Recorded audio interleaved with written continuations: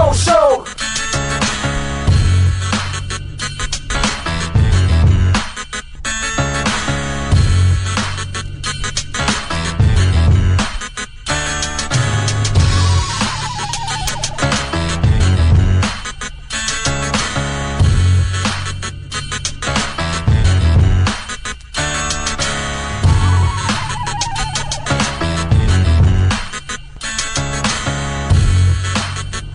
This is the big O show. This is the big O show. This is the big O show. This is... There's just one place to get our lowest payment on the new 2025 Acura Integra, $289 a month. It's the Season of Performance event at Acura of Pembroke Pines, #1 in the USA. For over 16 years, EJDconstruction.com has provided South Florida residents quality craftsmanship, accurate project management, and exceptional service. That's why EJDconstruction.com is an A-rated member of Angie's List and the Better Business Bureau. When you're looking for the right custom home builder for additions or home remodeling, please call my friend Eric at 305-433-4843. That's 305-433-4843 for EJDconstruction.com.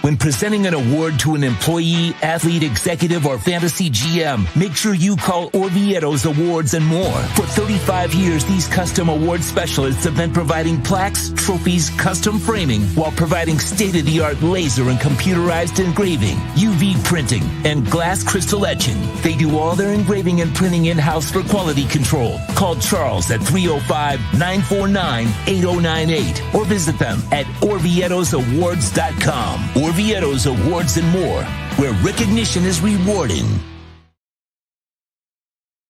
There's just one place to get our lowest payment on the new 2025 Acura RDX, $399 a month. It's the Season of Performance event at Acura of Pembroke Pines, #1 in the USA.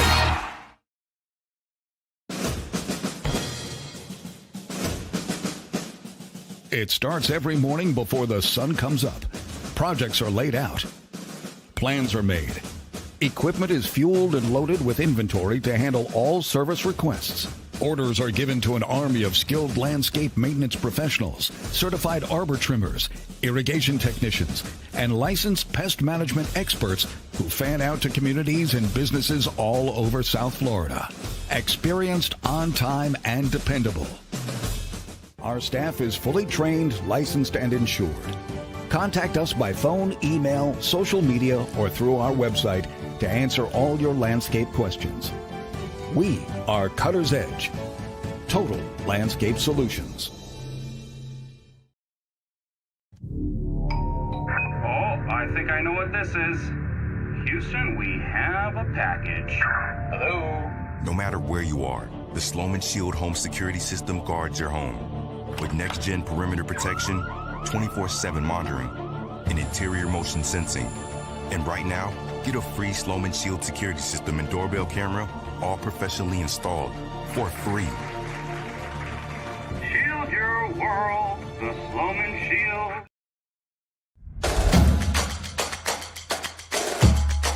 Welcome to Caneswear.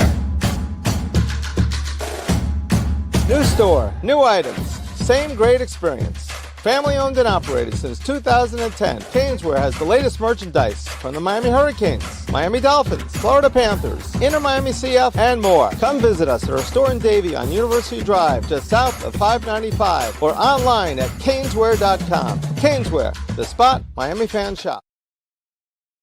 The lost city of Atlantis reveals its secrets at Toyota of Hollywood. Get legendary deals on over 2,000 Toyotas, like a 2024 Corolla, not $24,000, $20,988. Unlock the wonders of 0% financing for 5 full years, 0 down. Rediscover Atlantis at Toyota of Hollywood on 441 between Hollywood Boulevard and Sheridan Street. Open till midnight.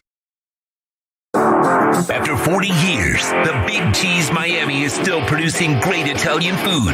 They started in 1984. Since then, they've been winning awards while being voted the best inexpensive Italian restaurant in Miami. Visit them for great food, amazing service. Witness the decades of Cane's memories. The walls are like a Miami Hurricanes Hall of Fame. The Big Cheese delivers anything on its menu or party platter menu to your home, office, or even a park for a picnic. Located at 8080 Southwest 67th Avenue, Miami. Call 305-662-6855. TheBigCheeseMiami.com, where they serve large portions at family prices. If you're looking to take your home or business to the next level, then RM Contractors and Custom Drywall can assist you. RM specializes in new residential turnkey, new commercial turnkey, home and office remodeling. Call them for free estimates. Serving all of South Florida, licensed and insured. Call Ray or Mike, 305-345-3649. You work hard to create the perfect atmosphere. You dream it, we'll build it. RM Contractors and Custom Drywall, 305-345-3649 or Instagram at RMC Fisher Island. Hi, this is Jeff Welt from Welton Rayom. Dan and I have been in business together for over 22 years. We're not your typical lawyers. When Dan's not working in the office, he's flying his stunt plane. When I'm not in the office, I'm either getting tattooed, bowling, riding a motorcycle, or going to concerts.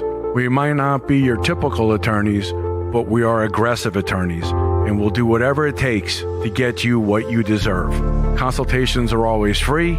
Call us anytime, 24/7. Welton Rayom can help.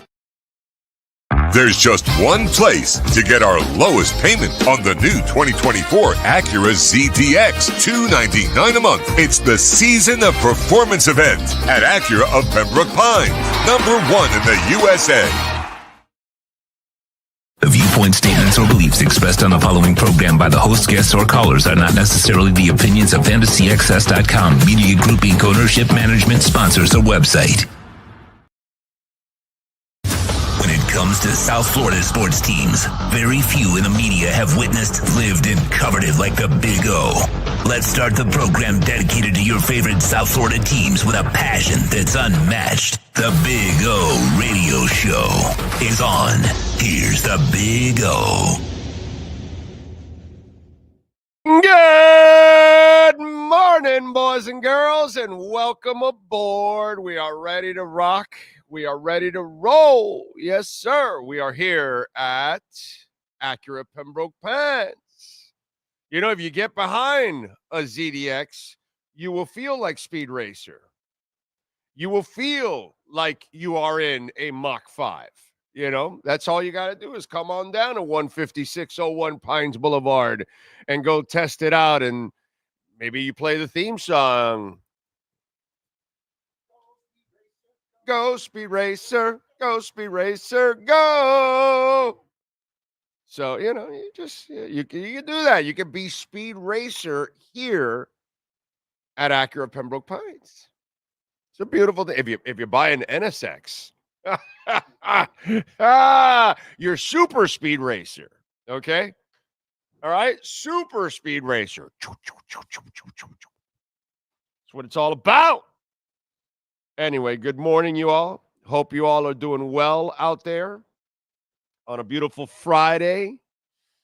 I'm thinking today, does my crazy ass get in the car for the hell of it and go to Fort Pierce tonight to see Tesla? It's a part of me, you know. I don't know. What feelings do you have? I'm off Saturday. I'm off Sunday. Yeah, I have a feeling we're going to see some clips from the Tesla show later on tonight. Because you know I love Tesla. Like, I love Tesla. And they're coming back in March to the Coconut Creek, and I probably will go to that one too. I'm thinking about it because I got nothing to do tonight. I told my wife last night, I said, we could go and take a little drive up to Fort Pierce. Takes a couple hours. I've never been to the Sunrise Theater in Fort Pierce. Anybody live in that area can give me a scouting report of the Sunrise Theater in Fort Pierce. I saw I went onto its website like I know Sean's doing right now. He's always searching. But I just want to know, how is it? Acoustics, whatever, all that stuff. I'm thinking about it. Anybody out there in Fort Pierce got an extra pair of tickets? Let's go. No, so I haven't even purchased them yet. I'm still thinking about it, But it's a nice drive because me and the wife can talk and just kick back and relax because we're 80s kids. So for us, we like cruising in a car. Cruising is not a thing, especially when you're with Speed Racer. When you're with Speed Racer, Sean knows you get there quickly with Speed Racer. You know what I'm saying? It is I am wearing the apropos shirt. Am I not? I mean, it is what it is. But yeah, so I'm thinking about that. So if anybody has a scouting report, you live in that area, you've been to the Sunrise Theater, give me a, because I know Tesla kicks ass. So I don't know. I'm thinking about that. Last night was fun too, watching the Heat beat the Jazz. That's the situation. They got it done. That's it. Although I'm not asking Jimmy Butler to don't go. No, I want him to go. Go. Unfortunately, it may be that he don't go because they can't trade him because nobody wants his ass. And plus, he's only rigged it for the Suns now. So that's it. What was your research? What were you researching now? I went to look at a couple of the places, TripAdvisor, things like that. They do that shit in TripAdvisor? Well, some people will put on there. They put, again, the last one's April 2024, and the one before that is February 2023. Okay. And both of them say the same thing. Which is? The theater canceled the show I bought tickets for. Now I have to wait 6 to 8 weeks for a refund. Terrible service. Should never go to an event there. Okay. And then do not walk from this forum for concerts. We attended an ABBA concert at the Sunrise Theater on 2/18. The Miller Sisters, they announced, and now damn, Jesus Christ, open up this whole damn thing. What? Apparently there was a fight. There was drinking. The drunk people rushed the stage. And again, this is in 2023. We're in 2025, so. Bro, I've been to so many concerts. I was gonna say, how many things that's a good concert, right? When people get drunk and rush the stage, that's what you go for. I was at a concert that was tear gassed. I mean, you know how much shit I've seen at concerts? I've been to over 1,000 concerts. It's like I've seen all kinds of crazy shit. I've seen a woman peeing in a man's urinal. Urinal. No, that's not urinal. That's West Palm Beach every concert. What is it a urinal? It is a urinal, right? I'm pronouncing it right. Yes. She was literally peeing in a man's urinal. I've seen that. I've seen all kinds of shit. I've been at a Iron Maiden concert, and it was the Power Slave concert, okay? Because I'm not fucked up. So I remember all this shit. And so we're in the Sportatorium, Power Slave concert, and we're standing on the chairs. But we're standing on the top of the chairs. So we're standing on the top of one chair and the top of the other chair because they're all tied and everybody's on it. So the weight, so it kind of holds and all that kind of crap so we don't fall. But throughout, we look down, and when we look down, we see that there's a guy behind us, and he's got a big old cup, and he's sitting down, and he's throwing up in that cup the entire concert. I mean, I can tell you about stuff that I've seen. I've seen a couple practically having sex behind me in a concert. A Blue Oyster Cult concert, by the way. Never knew that really got you going in Blue Oyster Cult. Don't Fear the Reaper, Godzilla. Like I'm thinking like this is not the kind of music kind of turns you on, but they were going at it. The Sporto, anything could go wrong in the Sporto, and it usually did. Oh yeah. The Sporto was like the Mickey Mouse Club on a Wednesday. It was surprise day. Anything can happen, and it usually does. So, yeah, no doubt about that. Oh, my God. My Lord. Anyway, welcome aboard, folks. We are out here looking at a bunch of beautiful Acura vehicles. You know, I brought the jacket. I thought for sure that I was going to have to wear the jacket, and because I was freezing my ass off last night. Every time I got to take out the dogs to take a leak or a dump or whatever they got to do in the backyard in that artificial turf. Oh, man, Cutter's Edge Pro. I love that artificial turf, man. We've had that thing for over 3 years, and it is just absolutely amazing. But anyway, it was freezing, dude. Just losing all this freaking weight to just like, I get cold really, really easy. And then I thought for sure I just showered. I walk out and I'm like, oh, I'm going to be freezing my ass off. And I walk out and it's like, hey, it's not so bad. It actually warmed up. And I was like, okay, I can actually I have my jacket. I thought I was going to need my jacket, but like, yeah, I guess my soft ass self doesn't need the jacket. Crazy stuff. Anyway, welcome aboard. You could come by the way. We're out here for a couple of hours at 15601 Pines Boulevard, just off of I-75 and Pines. Larry Schlossberg, Pat Nasto, Tony Stampone, all the amazing people out here. A service center with Mike Chan and Jordan Ferber. So come on out, take a test drive, feel like Speed Racer out here at Acura of Pembroke Pines. I see Steve Chapman is number one. He is here. He says, even though Dolphins season is over, yeah, we start losing a lot of people that are just football fans and they only follow one sport and all that kind of stuff. So thank you, Steve. Appreciate it. Oscar Rojas is smashing it. Please smash, smash, smash. Kyle Cockrell is in the house. Steven Gonzalez in the house. One-Eyed Jack. Lucas in. Jay Gelfin is smashing that like button, hitting subscribe, hit the notification bell too, so that way you know when we go live, even when we go live with our Crypto Bro shows that can go live at any time, like last night. Thank you all out there. Please watch our Crypto Bro shows and hit the like button and stay for the information and entertainment. You know, that's what it's there for, information and entertainment purposes. Definitely not for investment purposes. That's on your own. Brian Radke is in. Cosa Nostra.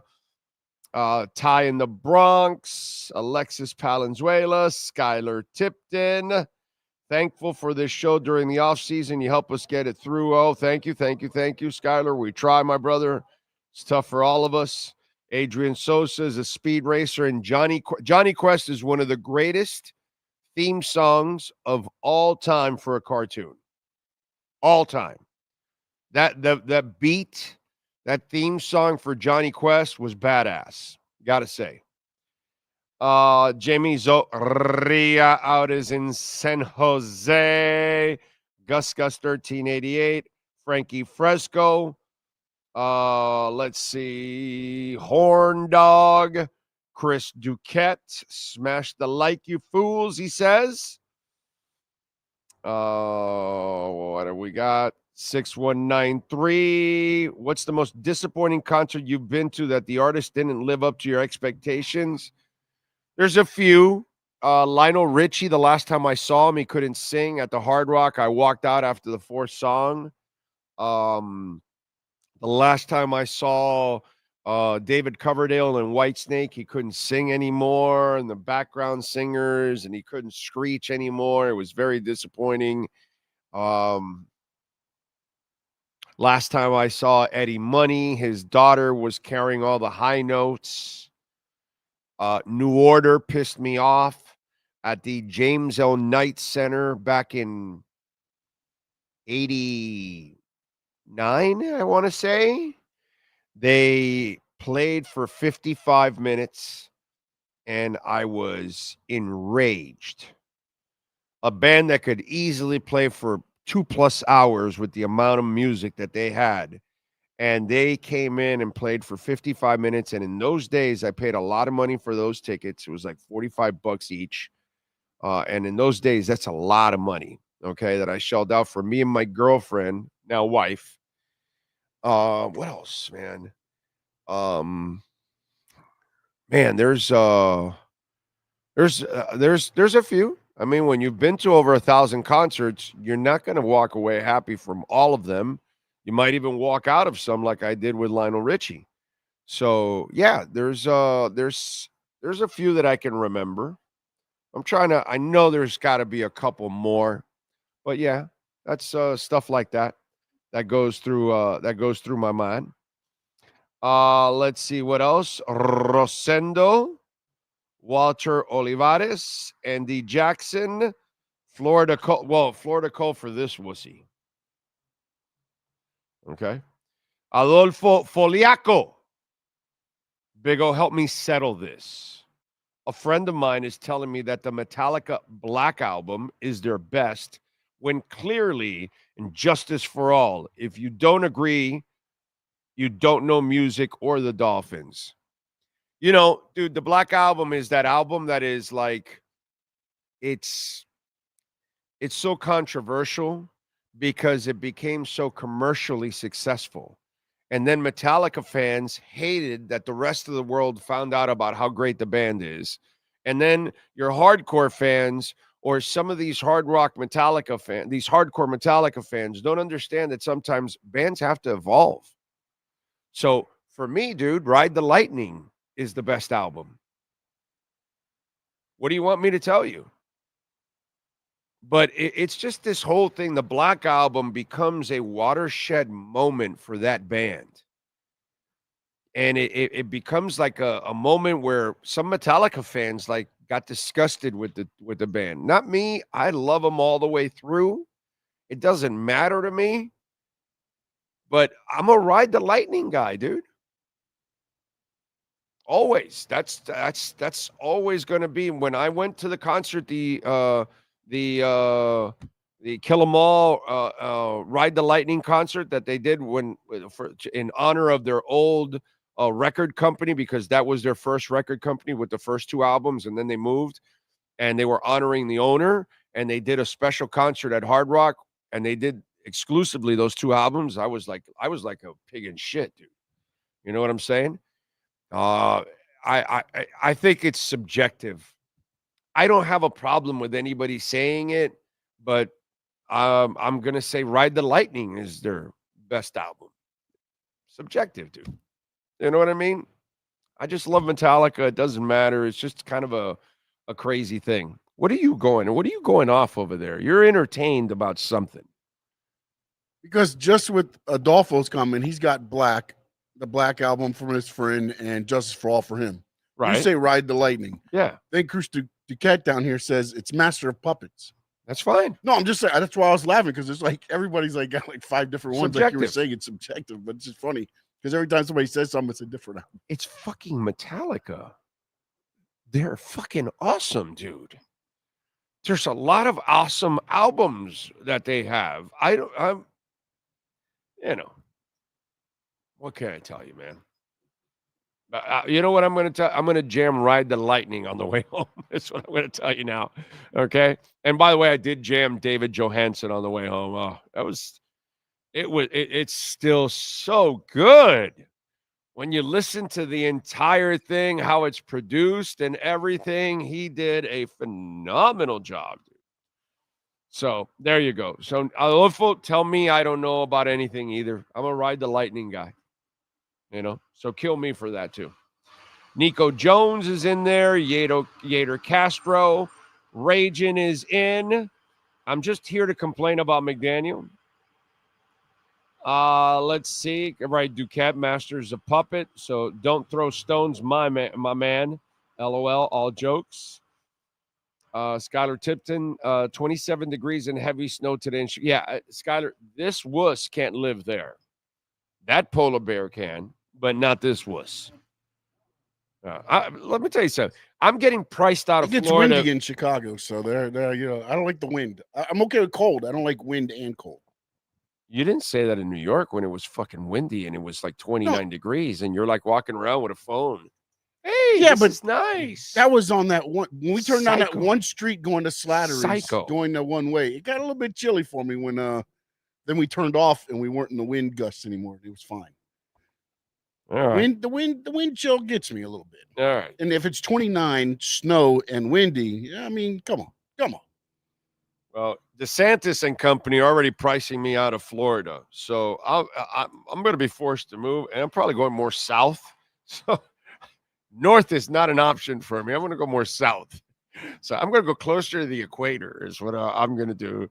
I got to find a cheaper place to live. Oh, God. Old Star Trek cartoons are cool, too, says Lucas. Scooby-Dooby. Scooby-Doo. I love you. I love Scooby. Scooby-Dooby-Doo. Where are you? Let's see. Eric in? Thank you. Thank you, Eric. We appreciate you, sir. You learned from me? Damn. I didn't think I know too much, but thank you, sir. Very kind. Josh is in the house.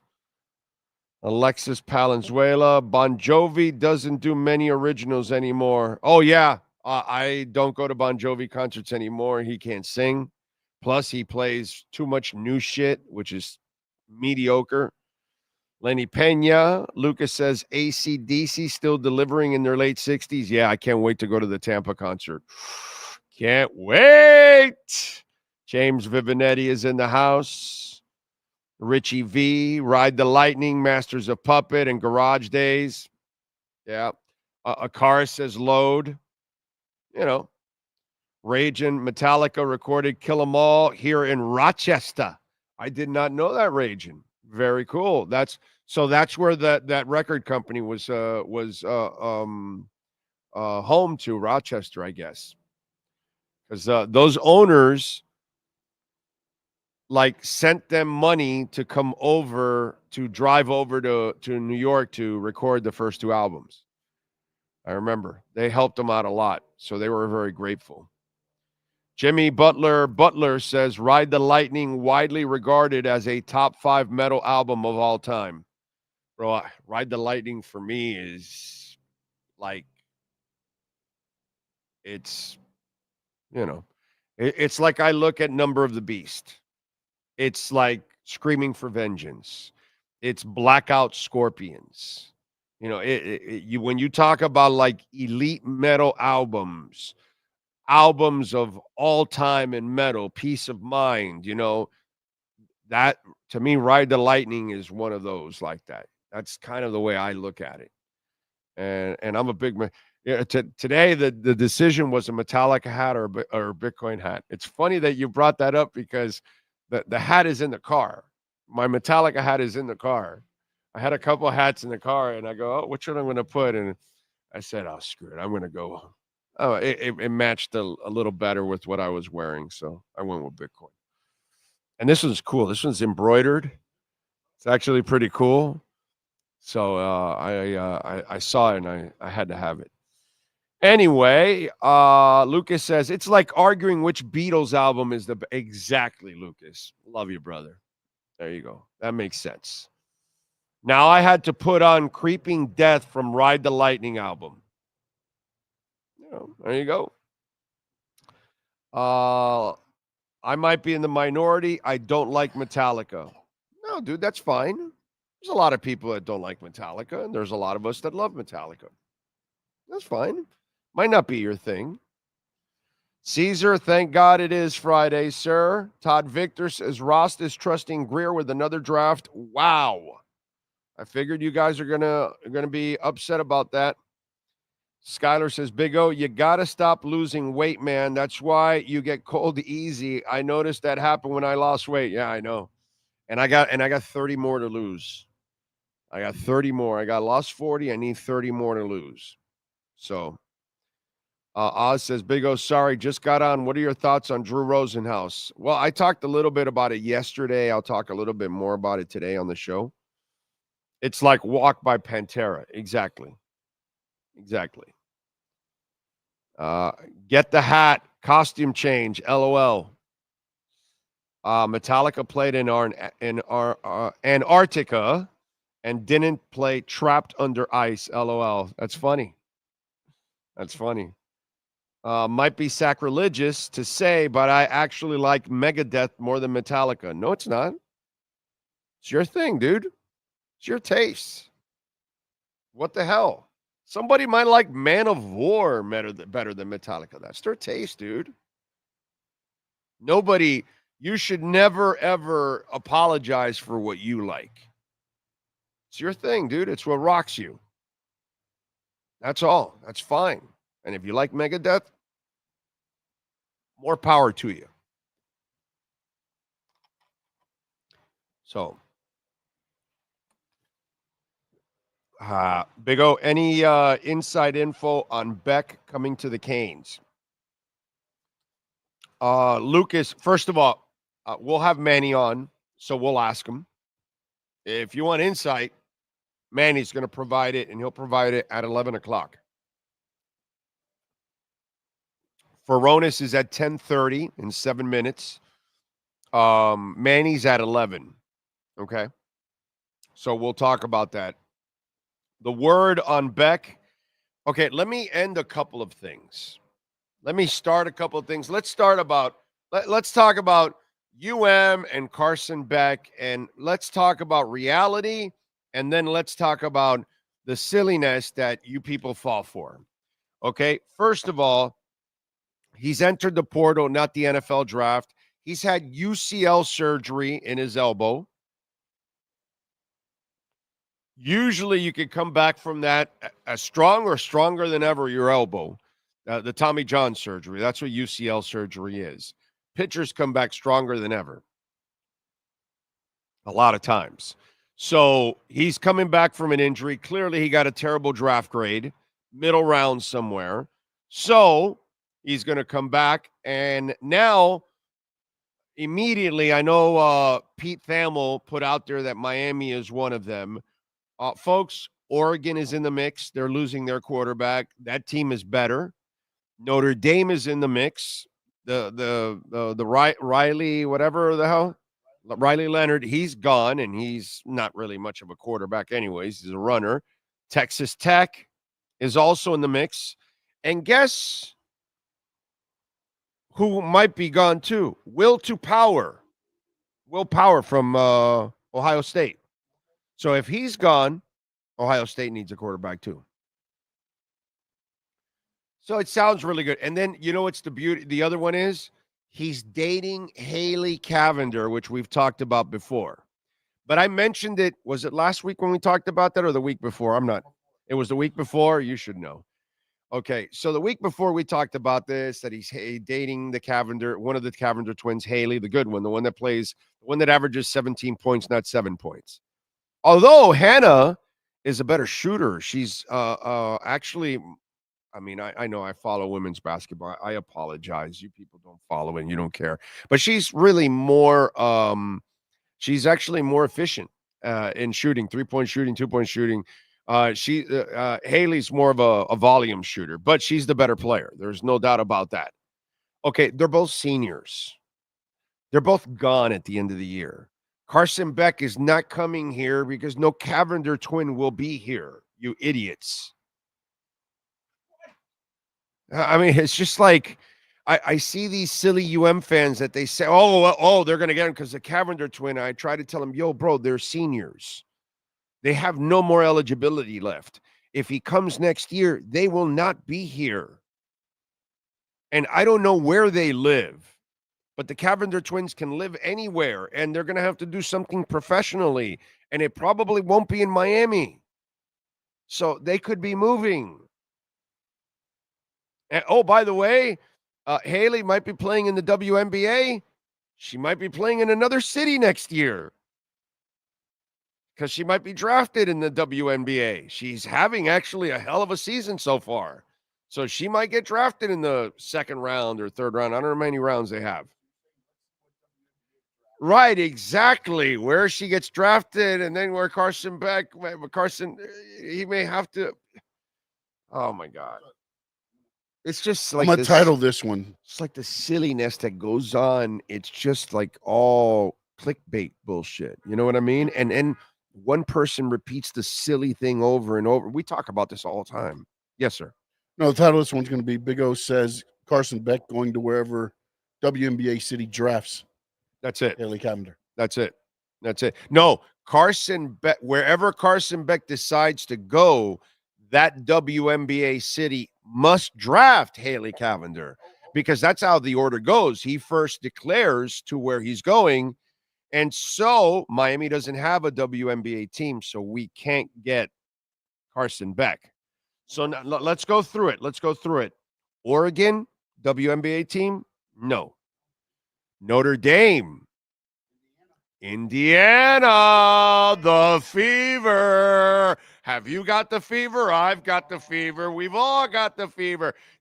Haley's gonna play with the one and only Caitlin Clark. Carson Beck, Notre Dame, Haley Cavender, mid-round pick for the fever. Texas Tech, it doesn't have one. Oh, wait a minute. I'm sorry. Ohio State's close by. So, you know, they're close by within each other there. So Notre Dame, Ohio State, and Indiana, there's options. So the Fever must draft Cavender because Beck can go to either one. We solve shit on this show. And if Ohio State can win tonight, the national championship game is playing for Carson Beck. Basically. Whoever wins. And Cavender. Yeah. I mean, that's a lot on the line. Forget the national championship and the money. Telling you, bro. So there you go. That's our Carson Beck breakdown. And just to kind of give you realities too, we have fun with it, but just, you know, it's the Cavender stuff is just, I think it's the hotness that clouds your judgment. Big O is a rock music fan. Can you explain why there's such a huge base of rock fans that have a hatred for Pantera? I have no idea. Actually, I like Pantera. I love the groove that they bring to their music. And I'm not big on bands with non-singers. So I don't know. But I like Pantera. I like Pantera. Out of those kind of bands, they're one of the few that I like, actually. Because I usually require that you be able to like hold notes and stuff like that. I kind of need that. Anarchy in the UK live version from the Cow Palace in 82. Thank me later, says Jimmy Butler. Great album. Great live album. Sean Thomas, good morning to you, sir. All right. Ready to go? All right, let's switch gears. Let's talk a little Miami Dolphins football with the one and only David Furones in our Welt and Rayom Miami Dolphins report. This has been another session of the Welt and Rayom. All rise, football fans, as the Welt and Rayom Miami Dolphins report with David Furones is in session. Welt and Rayom has more than 62 years of litigation experience handling insurance disputes. They are committed to resolving even the toughest insurance claims quickly. Call them for a free consultation. 954-966-4646. Here's Miami Dolphins insider David Furones. Shit, I thought the interview was over before it started. Anyways, good morning, David. How are you doing, my brother? I'm doing well, getting through first week of the off season for us. It's still a little bit of a whirlwind once it ends those next couple of days, but now I'm starting to feel like it's really off season mode here. To start that hopium drip. Yeah, right. It only subsides for what, like 1 week, 2 weeks, and then you go right back to it. Now you're just building up hope for 2025, baby. Although I got to tell you, I hate to say it, but I'm brutally honest, as always. I am going into my least hopeful season I've ever had as a Miami Dolphins fan. Wait, least hopeful season overall. There's been some down ones. There's been down. There's been down, but I have little to no hope because unfortunately I'm just not a believer in Mike McDaniel. This was a team that should have had 4 or 5 more wins. So if you're supposed to win 4 or 5 more because you could have better coaching, then that tells me the personnel, which you can point at issues, but the personnel was better than the 8 wins. And so that tells me you underachieved. And if you were a better coach, you should have won more games. You should have won more games last year. You should have won the Baltimore game. You should have won the Tennessee game. You should have won the first Kansas City game. Okay, so that's 3 right there that you should have won last year. This year, it's 4 or 5 of them. The first year also, there were a couple games that you gave up to on top of that. It just, to me, there has been underachieving, and it gets worse and worse every year. It's more and more games that you're underachieving, and that's where I lose hope that even if the front office makes the good moves and finds some guards and finds an extra linebacker and finds a safety and finds a defensive tackle, draft, free agency, all of that, fills those important needs, I still don't think you have the guy. I don't think you have the chef in the kitchen to make the meal the right way. That's my problem. Well, that's also what sticks in my craw for these 3 years of Mike McDaniel is that these have been the most talented rosters for this franchise in the past 20 years, let's say. Thank you. Yeah. Thank you. It's about the past 20 years. So as much as I have been on this program and said, yes, I do bring back Mike McDaniel next year just because of how everything has been set up with the commitment to quarterback Tua Tagovailoa. You already paid him and extended him, and him and Chris Grier, Mike McDaniel and Chris Grier are tied to the hip together and building this team together, and that Mike McDaniel was also the one that took Tua to another level when he went into year 3 and McDaniel took over at the helm. At the same time, you look at the records compared to the rosters that have been there, and you should have been taking a step forward from 10-6 in 2020 when Brian Flores led a team that really wasn't that talented, just had a few pieces and was building, but got to 10-6. They were 9-8 after a 1-7 start in 2021. Just missed the playoffs. They were on the doorstep of the playoffs when Brian Flores got fired. 9-8 after year 3 is actually what the Dolphins. They were worse. They were 8-9. Yeah, I mean, I'll give them the 8-9, 9-8 difference because maybe Tyreek Hill doesn't quit, and they play to win that Jets game if they had something up for grabs. But you know what? The Dolphins in 2021 didn't have anything to play for in that finale that year. They were already eliminated, and I saw Miami Dolphin players bust their asses in a 1-15 season for a loser named Cam Cameron. They played for themselves. They hated, dude. I was in those locker rooms. They fucking hated Cam Cameron. Once he shit on Tractor Trailer, and Trailer was beloved in that locker room because they knew the old man was there sacrificing every week and laying it all on the line, and everybody respects shit like that, dude. And they hated Cam Cameron, and that team was trying every week, and it wasn't for Cam Cameron. It was for each other, and that team had nothing to play for, bro. Nothing at all. Yeah, nothing. Absolutely. Right. And all they were getting is embarrassed every week. 0-10, 0-9, 0-12, and it was never a lack of effort. if you watch that team, it was just they were badly coached. It wasn't a good team. It was just a terrible situation for them. But those guys were trying, dude. They were trying all the way to the end to get that stupid victory just to try to get that monkey off their back. Right. That's essentially what they were playing for, is so that you don't finish the season saying you were the opposite of undefeated, totally defeated, every game winless.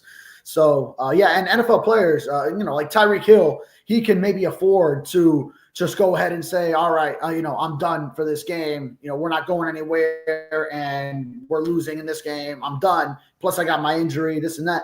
But most NFL players, they don't have that. They can't afford to do and go down that same road, because they're playing game to game, week to week, where their film is what gets them whatever they do next, and how they go out that season. That will speak volumes to whether a team wants to pick them up for the ones that are free agents, what coaches internally think of them here in Miami. Even Tua, who wasn't playing, was saying, no, it says a lot about who you are as a player, who you are as a teammate, if you come through when there isn't anything on the line. So, the players can't take that approach for most of them. Yeah, no. Well, I mean, to me, that's where I kind of stand with all of this. It's hard for me to be hopeful for next season. I've seen this story before. You can't go from good cop to bad cop. That doesn't play out. Mike McDaniel has zero disciplinarian in him. So I don't know how you become a disciplinarian at this point in time when everybody's been walking all over you. As I've used, a perfect example was that Packers game when both Tyreek and Waddle. Okay, so make sure when you write the articles about Tyreek giving up and all that, make sure you go back to that Green Bay game and go check out Tyreek and Waddle, both on their own, checking out on a play on 3rd and 16, bro. On 3rd and 16, your top 2 receivers check out. That's all you need to know about Mike McDaniel, where he looks up and he calls a play and there are 2 backup receivers out there. And he has no fucking idea what's going on. That, to me, when I saw that day, I was, I reached out to people in that building, and I told them, what the F, dude? And they were, many in the building were disturbed by it. Okay. So there's a problem with discipline, and Mike McDaniel is the main problem with that discipline. How does it get fixed, David? Yeah. Have you ever seen that? Have you ever seen a coach go from bad coach to good coach to bad coach, and it ends up working out like that? It's rare, man. It's going to be hard to make it happen. Well, if you're saying good coach to bad coach, but coaches develop over their careers. And a lot of coaches also, they might come into their second stint as a head coach and find success. I mean, even the prime example is, Bill Belichick, Cleveland Browns stint. And then, of course, he goes and becomes the 6-time Super Bowl champion head coach that he was with the New England Patriots. And there's several other examples that. But Belichick was an ogre then and was an ogre with the Patriots and was always an ogre. He just got better in X's and O's. Yeah, and it's still discipline. He had discipline. He was always disciplined, dude. He was about discipline with his defense and everything as a defensive coordinator. I'm talking about literally going from good cop to bad cop. Put it this way. I've got an example to counter myself. Okay, what's the old man's name that coached for the Giants, and then went to the Jags? Coughlin.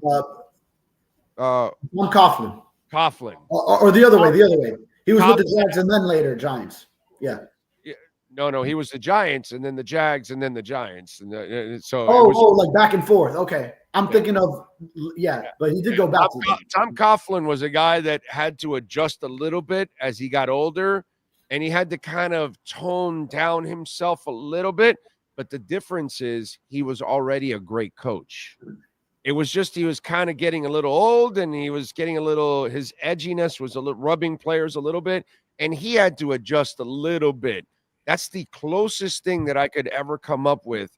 But outside of going from good cop to them becoming the bad cop, I've never seen that work, actually. Yeah. And I was getting to that. Then, so now that's what Mike McDaniel will have to prove he can do if he can. And now the thing is, a lot of players have already seen the one side of him. So does it come off as disingenuous if he's trying to change too much? Can he pull it off? That'll be his big question for 2025. And I think he's already got the idea. He set the tone right away with the final meeting of 2024, and it seemed like a lot of the leaders that are on this team, they were reverberating that when they spoke in exit interviews with the media at locker cleanout, like Zach Sealer, I think Alec Ingold had mentioned this, and someone else had mentioned, okay, yeah, guys not showing up on time, that shit can't happen, that shit can't fly, this and that, and that was a direct message that they had just heard as a team from Mike McDaniel. But one thing is saying it as you identify it as a problem in a year where it wasn't an issue. And then now the next step would be, can you go and correct it over the following offseason and actually instill that behavior and get players to alter the way they act in the building? Then that'll be the $1 million question for Mike McDaniel in 2025. Because it's not who he has been. That was a big question for him.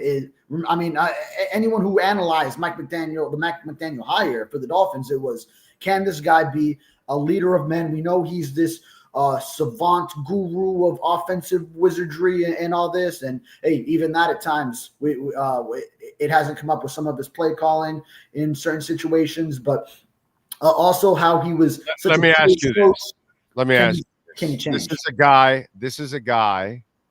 Okay, you're asking a guy to do something that I don't think has ever really been done successfully. Gone from good cop, then all of a sudden you become a bad cop, and you've been undisciplined for 3 years. You're going to be the guy that in the first year had no idea it was fourth down in a playoff game. The guy that keeps putting Julian Hill in on plays, who's undisciplined and commits mistakes every week. Remember, you're asking this guy to go from good cop to bad cop. I don't have an example, and I'm old, of that really succeeding. This is the guy that can't solve challenges for 3 straight years. This is the guy that this year topped it off by failing in 2 challenges in a row, okay? So he can't solve challenges, which are obvious replays on tape that he can't see that we're all seeing, and you're asking him to become the bad cop and instill discipline in something that he hasn't been able to do for 3 years. Think about that. Does it seem like McDaniel can really pull this off? Yeah, that'll be a challenge. It'll be a challenge for him because – oh, you are nice. You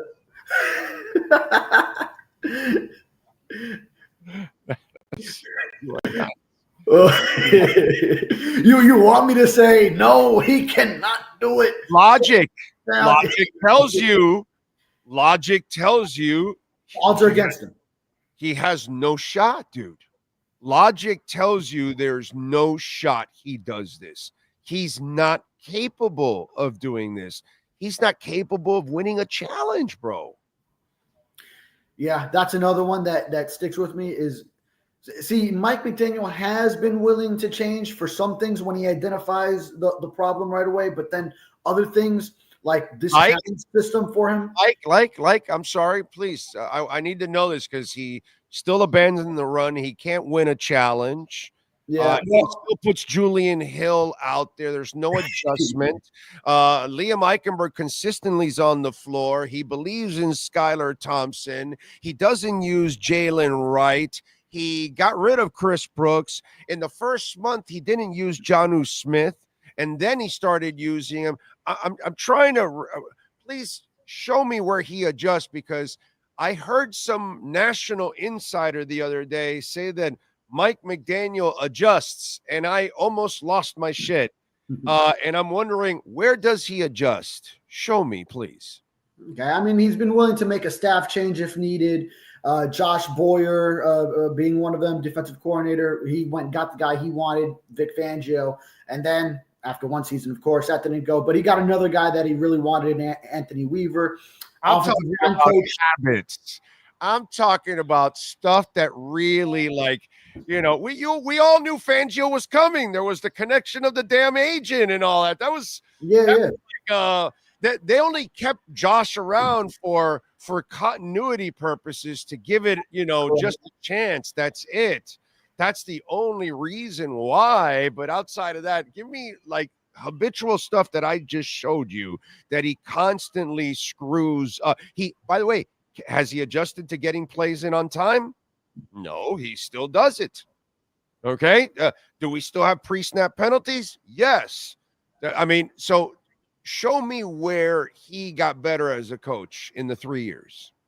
And they did have stretches where they got better with the pre-snap penalties. Also, the Browns game, he did have a better play calling game with his backup quarterback than the first stint. So there was that. The Browns game. Aberrations exist. And of course, it went right back to being brutal in the Jets game when Huntley had his very next start. So I can't give him full credit for that when it just reverted right back the following week. Yeah, and those screen passes, they're all just that was tough to watch. Yeah. And I was also going to bring up the O-line coach, Matt Applebaum, his first hire. That was his hire. And then he did make a change there. And Butch Berry, but yet Danny Crossman is still here. But yet Danny Crossman. And then I was going to get to the other side of it, which is then he hasn't made the move as special teams coordinator after year upon year, where it's always the combine question. It was like we go a while without talking to Mike McDaniel. And then at the combine, once Danny Crossman is still special teams coordinator after all these coaching hires, then you're like, oh, yeah, it's an annual question there. Mike, why do you believe in Danny Crossman as the guy? And then it's always the same answer of, no, last year's results weren't good enough. His job is saved. He's got the kicker AFC Special Teams Player of the Month. One thing. Yeah, it's over. It's over now. That's it. When you guys meet him in the combine, because he probably won't talk in the Senior Bowl anymore. I think that one's being eliminated already. So he'll talk in the combine and he'll tell you, "Oh no, yeah, Crossman's still with us. Didn't you see? Sanders, Special Teams Player of the Month to close out the season." We're on our way, baby. It's going to be that. It's going to be that Danny Crossman overcame adversity with all the long snappers that they were rotating all season, and that there were no mistakes from any of these guys that they brought in. Every 3 weeks, he prepared a new long snapper with Blake Ferguson dealing with his non-football illness.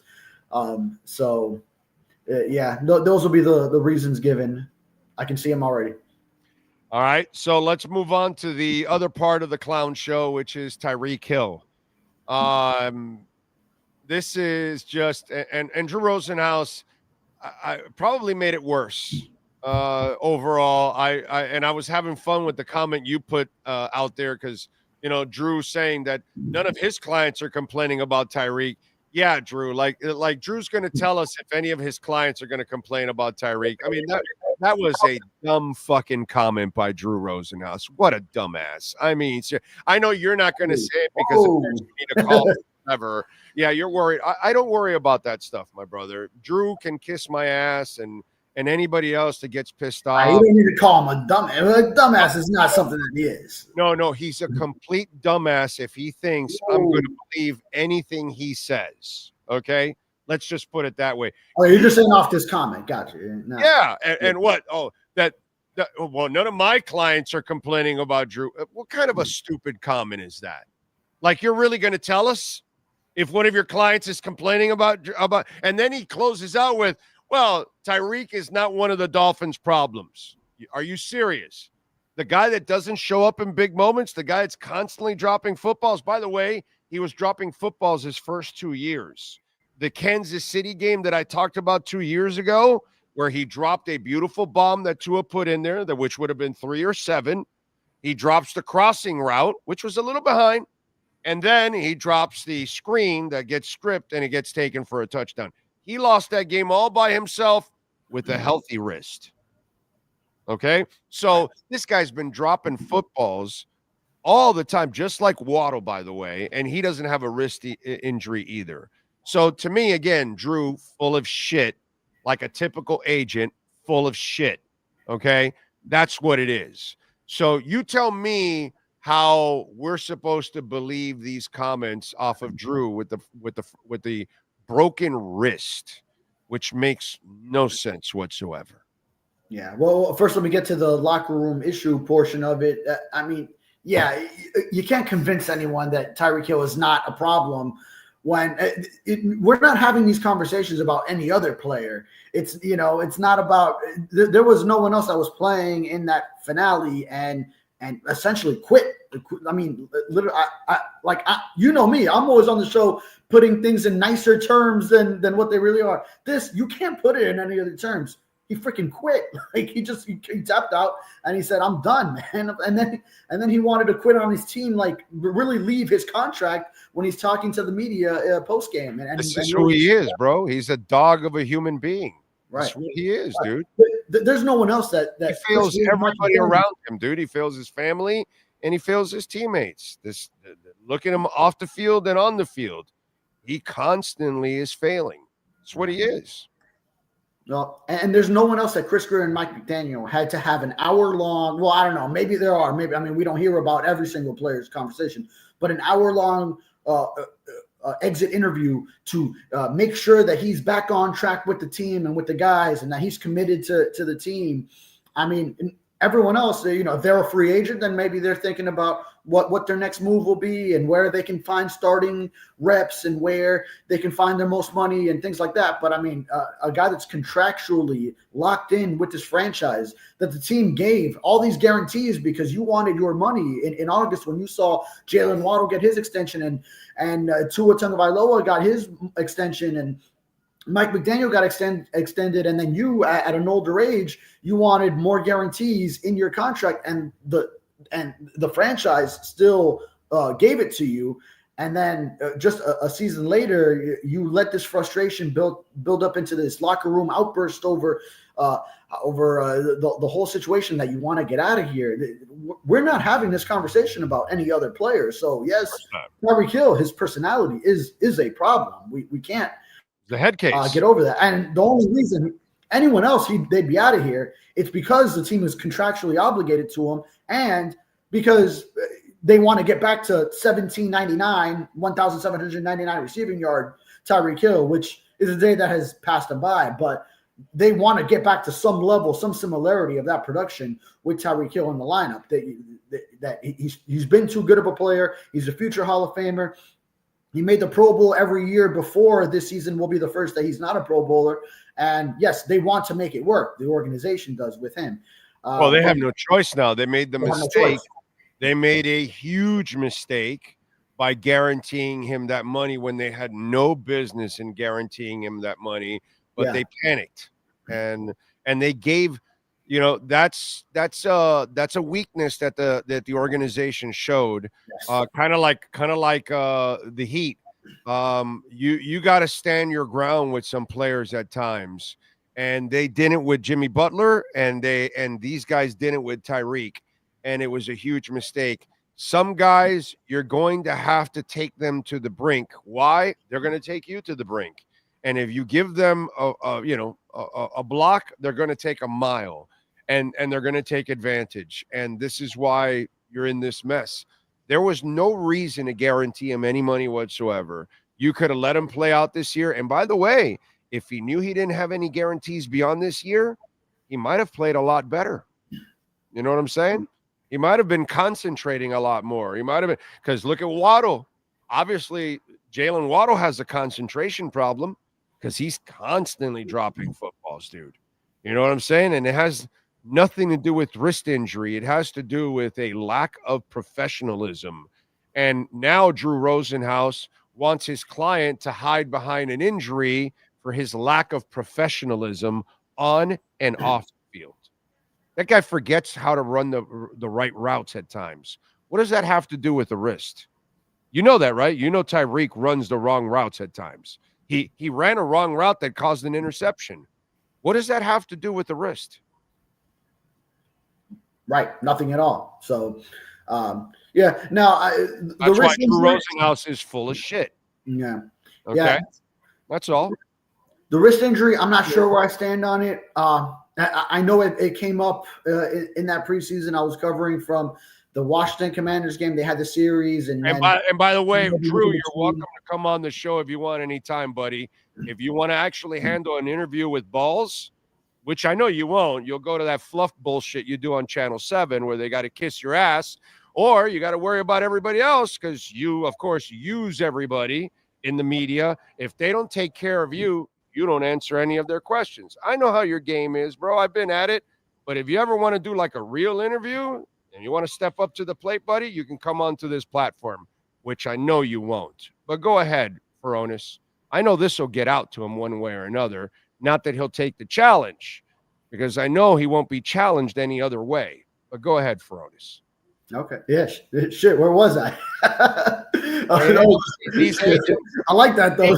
Just all these agents are just full of shit, dude. And they just, you know, and they hide behind all this crap because they want to use the media in their own way. But I don't have to go by that. So, you know, I can tell Drew Rosenhaus and company, you're full of shit, and that's it. But go ahead, bro. I'm sorry.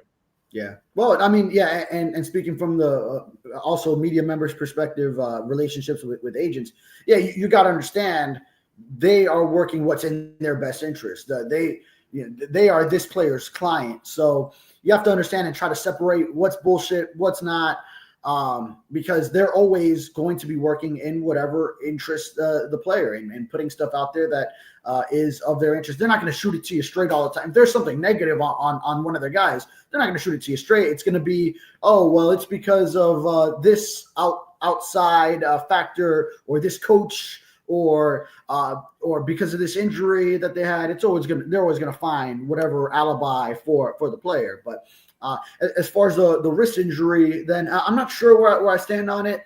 I know from covering it did pop up that week in between the Washington and the Tampa Bay preseason games. And of course he had that one, the starters had one drive. It was the Washington game. And that's where he says it happened.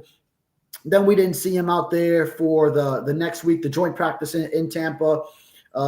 So then it was there, but still he was able to play through it. And then he was off the injury report for so many weeks in the early up until the mid part of the season. And all of a sudden it pops back up later on. So the other thing is, if it was nagging and he was supposed to have surgery on it from the start, then how come there wasn't even any treatment because if a player receives treatment on a body part, then it's supposed to be listed on the injury report. So how come there were all these weeks where it wasn't even on the injury report before it then became such a grave concern ahead of that Rams game, the Monday night game, or then he played through it and then and to Tyreek's credit, he didn't miss a game outside of like stepping out of a game from being in there and then quitting. But he played in every game.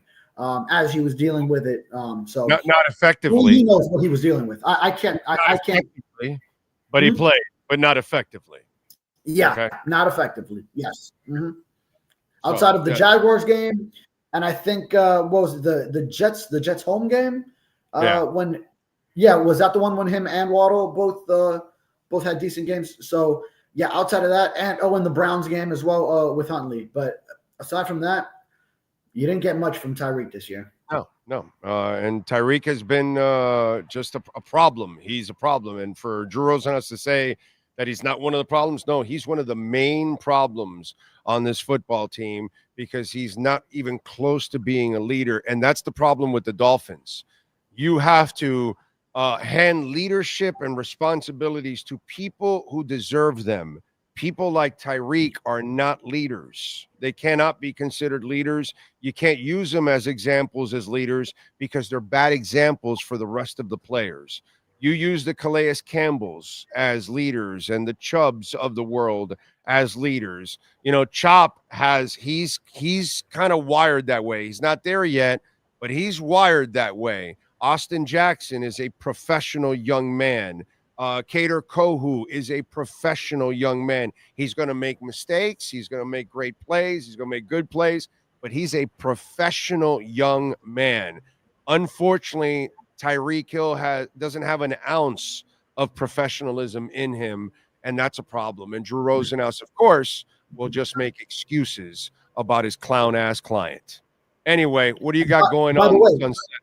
Yes. Oh, well, to finish up on that, you saw the video clip of the moment Tyreek Hill was telling his teammates, and then Jalen Waddle's like, "Cheetah, you done?" And then in that same shot on the Fox broadcast, you see Malik Washington and River Craycraft, and I'm there thinking, what does Malik Washington, who you just gave a number of examples on this roster of professional young men, Malik Washington, a rookie wide receiver who was already light years more mature than Tyreek Hill as a rookie, and I see the leadership qualities in him. What does he have to be thinking as a rookie? Like, this is not how this shit fucking goes down. Like, you can't just be the guy that quits on your team as the leader, as the highest paid receiver, as Tyreek is a terrible example to have around Washington and around Waddle. Terrible. Yeah. And how the Dolphins guaranteed more money. I told them too, bro. I told so many people in that building, don't guarantee him the money. Don't guarantee him the money. They weren't going to do it. And then they changed their mind all of a sudden because they were panicked that he was going to be forming a whole bunch of bullshit. And what they should have done is turn it on him, use that last year on him to keep him in check instead. And look what ends up happening. Now you're stuck with him for another year until you can dump him. Sucks, dude. Sucks. Right. It's brutal. When he doesn't know if he wants to be a Miami Dolphin. Yeah, well, he's not smart enough to. I think Drew probably talked to him like, "Hey, Tyreek, stop complaining. You're stuck there.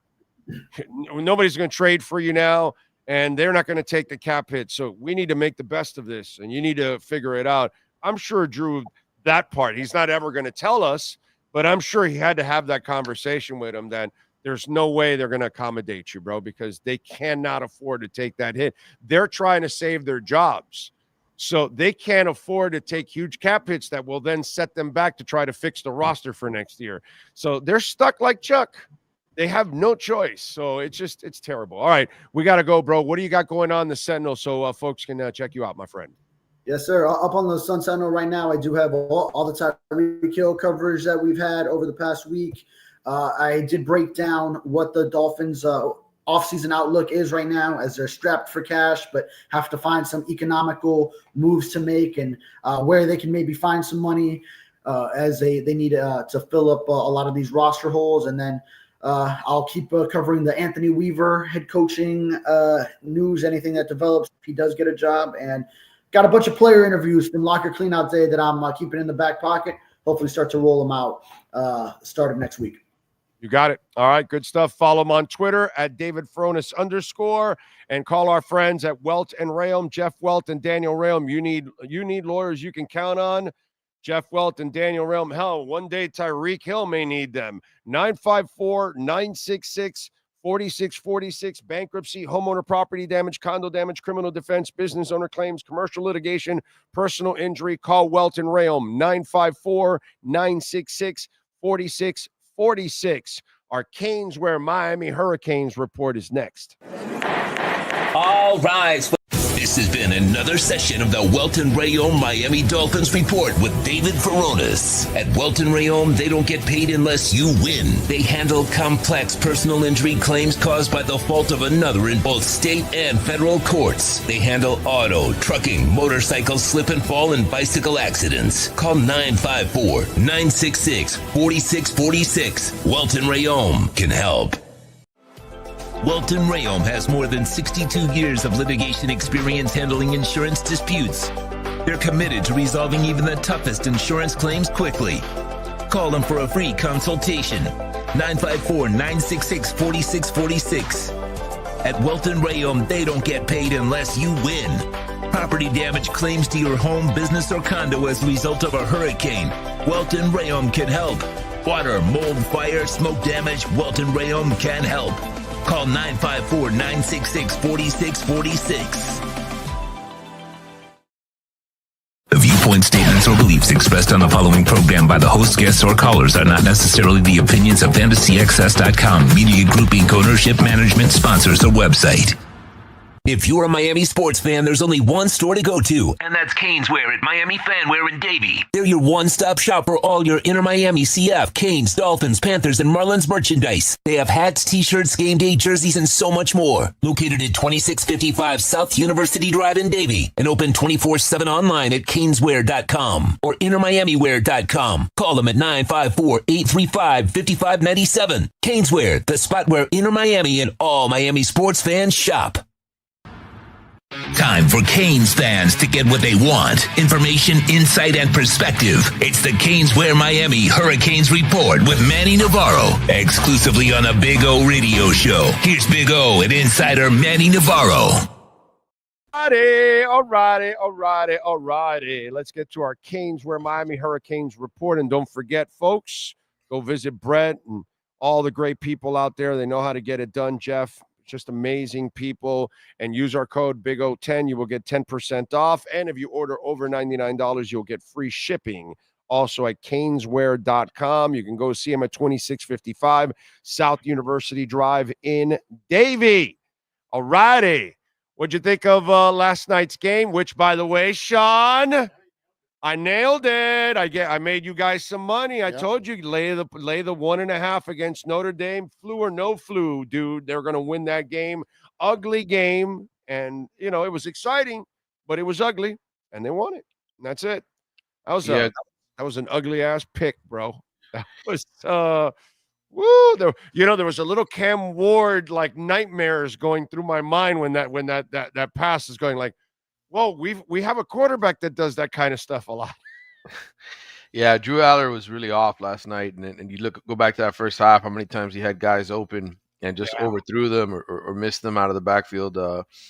Quarterbacks don't grow on trees, man. Even 5-star guys coming out of high school, obviously, we've seen a lot of those busts, and I think Drew Aller's probably just another guy who didn't live up to the hype. And man, talk about Penn State and that coach, James Franklin, who's now 1-15 in his time at Penn State against top 5 ranked teams. And bro, his face at the end of that game, I was like, wow, that's that inside he must be dying, bro, because it just looks like, oh my God, like, oh wow, James Franklin was hurting yesterday, bro. Yeah, really. Then that fan base in general, man, like it was so weird. Oh, I'm so used to going to bowl games and places where you see fans fighting and like people talking trash. This was like I was standing there walking around the stadium talking to people. Everybody was nice and courteous, polite. It was like I was like, this doesn't feel like a national semifinal, in terms of like just the anticipation and excitement, because you had all these Midwesterners and people from other parts of the country here, and it was like a pleasant, soft walk-in, and then you get the football game, and it was smash football and just big hits and defense and all that kind of stuff, and it was entertaining. It was a fun night to be at the Hard Rock, and I thought the game lived up to the hype. Yeah, no, I'm glad for the people at the Hard Rock and the Orange Bowl committee that they got themselves a really good semifinal game.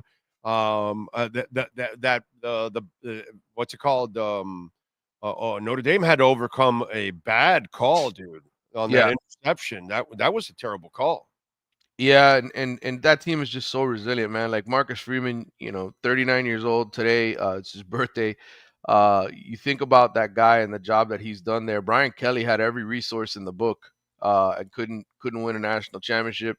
This guy in just 3 years has them back in the national championship game. And I got to tell you, those kids that play for this dude, they 1,000% believe in him, and 1,000% like, I mean, they're playing that game basically with their third string left tackle and like a third string right guard. And we're down 10-0, and their backup quarterback's in the game. He's making plays. I mean, those kids just, to me, you talk to them post game. I was in the locker room. I was talking to a bunch of them. Those guys, like, they don't have a super talented team. They just play their ass off. Right. I'm with you. That's why I told when I gave it out on the show yesterday, the spread 1.5. I go, I'm laying it on Notre Dame because I think I just didn't, like, if I think Ohio State's going to win. That's where the season ends for Notre Dame. You know what I'm saying? Right. That's, at I'm least with that's you. how I'm going to view it, and I'll ask you about it. But I thought yesterday they were up against the right opponent to muck it up and just kind of, eke out a win, and that's exactly what they went out to do. So Listen, not a single receiver for Penn State caught a pass. Tyler Warren is a tremendous talent. Watching them bringing it back to the Canes for a second, I tweeted this during the game. Elijah Lofton, the freshman that Miami has, to me, he is Tyler Warren, like the same exact type of player who should be in the backfield, who should be catching balls all the time. Line him up at quarterback, let him run the ball. To me, I thought, watching yesterday, I was like, man, I really hope Miami uses Tyler Warren. Uses Elijah Lofton like Tyler Warren. But all in all, man, Notre Dame was just super impressive, and congratulations to them. And Penn State, man, just a program that can't get over the hump. That's a coach who's been there now for 11 years, can never really win the big one. I'm with you there. All right, so what do you got tonight? Tonight, I'm going with Ohio State. That was when I filled out my bracket for the Athletic. I actually have a perfect bracket right now. When I filled it out prior to the start of the playoffs, I had Ohio State beating Notre Dame in the national championship game, so I'm sticking with it. I think Texas, you've seen sort of the chinks in the armor the last few games for them, especially against Arizona State. That defense, as good as it's been most of the year, gave up a lot of yards to Clemson, gave up yards to Arizona State and Cam Scatterbo. I just think Ohio State is the most complete team left in the field, and Notre Dame is so banged up. So I think this will probably be a good game because it's being played at the Cotton Bowl in Texas, and there'll be a Texas type feel to this. But I think ultimately, Ohio State, Jeremiah Smith going to be too much and probably win the national title in 10 days. So you wrote an article in The Athletic. If this season was a success. For me personally, it was not a success. Right. You didn't come through in the big moments against the big teams. You did not win the conference. You didn't even get to the conference final. I think, considering you are the first Hurricane coach to ever have all the resources you could possibly ever need to win, and you cannot win a bowl game, and you cannot win anything significant this year, I think this season was an utter failure for Mario Cristobal, to be quite honest. Yeah, I went the more PC route when I wrote my story. And my 8 thoughts on the season, and I called it a golden opportunity missed. Because that's essentially what it was. The ACC was there for the taking, very much so. You had SMU as one of the 2 teams that made it to the championship game. You beat Syracuse. That's who you play in the ACC championship game. It was on a platter for Miami. You've had 6 quarterbacks since 1984 make it to the Heisman ceremony as a finalist.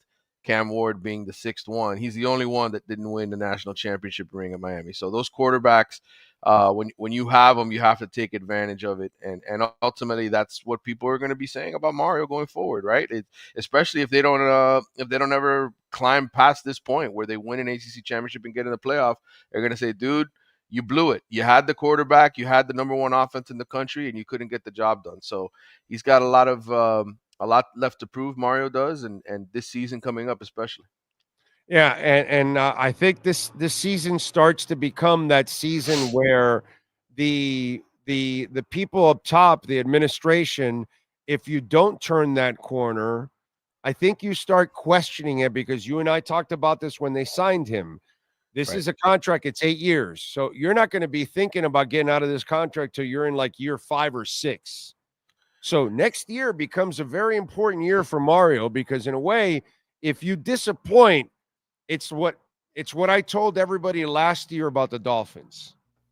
I said, what did I say, Sean? I said next year, this year here, will become the hot seat year for Mike McDaniel. Well, guess what happened this year? This year became what? The hot seat year. Here we go. Next year, Mike McDaniel's on the hot seat. And for me, I think next year starts to become the hot seat year for Mario. Not that they can fire him, but in year 5 or 6, after years, if year 4 is disappointment, the administration is going to say, oh, radar's up. This is not working. We're 4 years in. We're not winning anything significant. We're halfway through this contract. Ladies and gentlemen, year 5 and 6, these are really important because after that, we got to start thinking about a buyout and get out of this deal with Mario Cristobal because we're not making progress. Thoughts? Well, I would say first of all, there's an important fact that I got to correct you on. It's a 10-year contract, I'm not sorry, an 8-year 10-year. contract. Oh, God, it's even which worse. is why I wrote, I think, the 6th year to me when he's got 4 years left. So you just got to move the calendar up a little bit. But you're right. I think what ends up happening is this season, more so than anything else, you have to prove that everything you've been doing from a roster build perspective, like recruiting, high school recruiting, all the guys you've brought in, player development, like this is your time to shine in that area. And if you don't do it, the people who are paying you blindly to sign players, right, and just handing you the money and giving you the resources, they're going to turn around and say, well, you know what? You want to fire your defensive coordinator? We're not paying for his buyout. Good luck with that. The support just will not probably be the same from everybody involved. The school, the administration, I know for a fact part of the reason they signed him to a 10-year deal was, hey, we've kept ripping the Band-Aid off. We fired guys after 3-4 years. We've got to stop that. So he's going to have at least 3 more years in my mind where he's going to have the support from the school that he needs. But I'm talking about the people who fund the NIL collective, the people who pay for the buyouts of coaches, all those big boosters who help contribute to Miami's fund.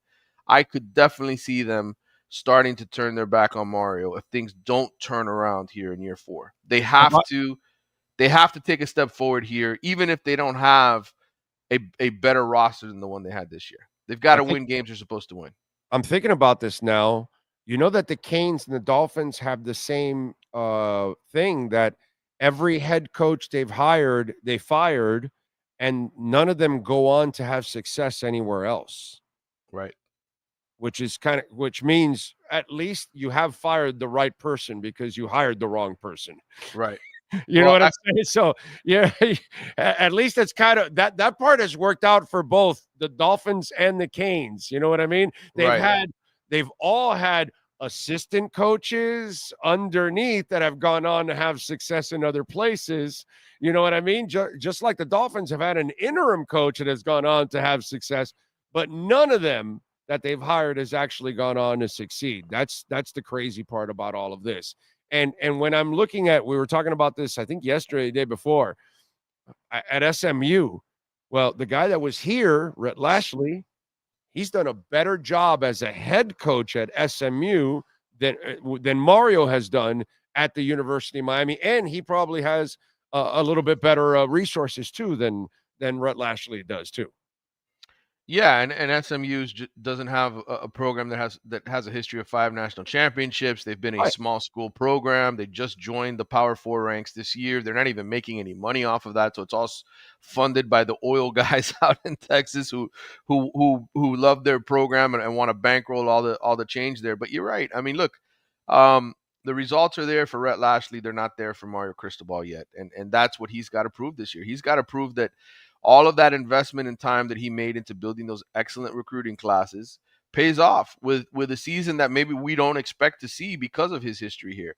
Maybe this is the year that all of a sudden all those defensive linemen and offensive linemen that he's been putting together here go out and dominate and play like an SEC, an old school SEC team, right? And perform at a super high level. And this program wins with guys you don't expect to step up to the plate and deliver. So that's what Mario's got to prove here in 2025.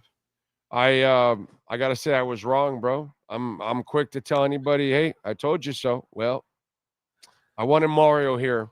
I think I was wrong, bro. I think I was wrong. Seriously, I think I was wrong. Really, I don't think he's the guy for coaching. I love him for everything else, but on game day, I am just not convinced. I'm just not, bro.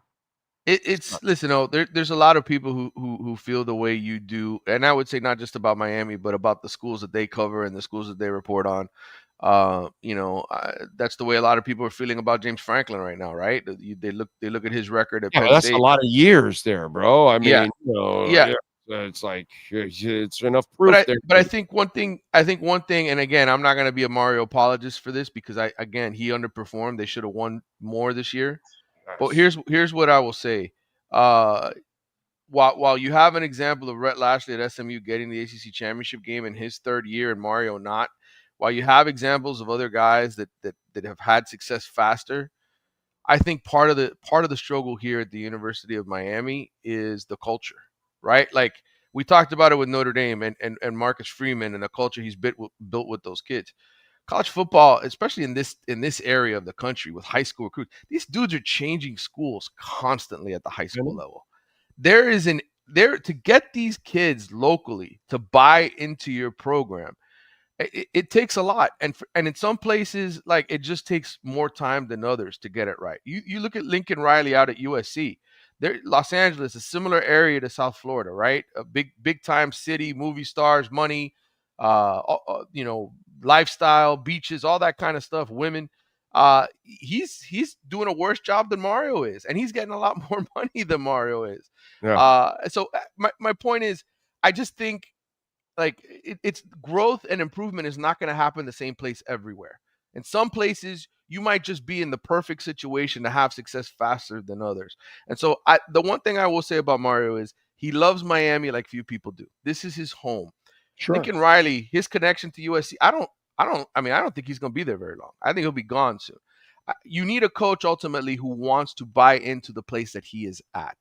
You look at all these athletes today. Tyreek Hill, right? He's making all this money with the Dolphins. I heard you and David talking about it. Oh, the guy doesn't give three shits about the city of Miami. He has no reason to care, to want to be a leader and all that kind of stuff. Mario loves Miami. There's something to that, and I think Miami fans just have to be a little more patient and wait for him to get through all these bumps and bruises so that he can build the culture he needs to win ultimately. And I think the bottom line is I'm not sure who else out there could come in here and turn this place into the national champion that you want to be. I don't know that guy exists. Yeah. Well, somebody's got to. I mean, you have the resources, right? So before it was harder when you didn't have the resources to ask somebody to do and create miracles. Now you have the resources. You got to find a way to get it done, dude. Because it's a shame. You know, it's kind of like when I look at the Dolphins now. To me, I've watched McDaniel for 3 years underachieve, and now all these contracts, you have now ruined the window. Yep. You have 1 year left of this window, and it closes, and all these contracts come crashing down on you, and so you ruin your window, you ruin your opportunity.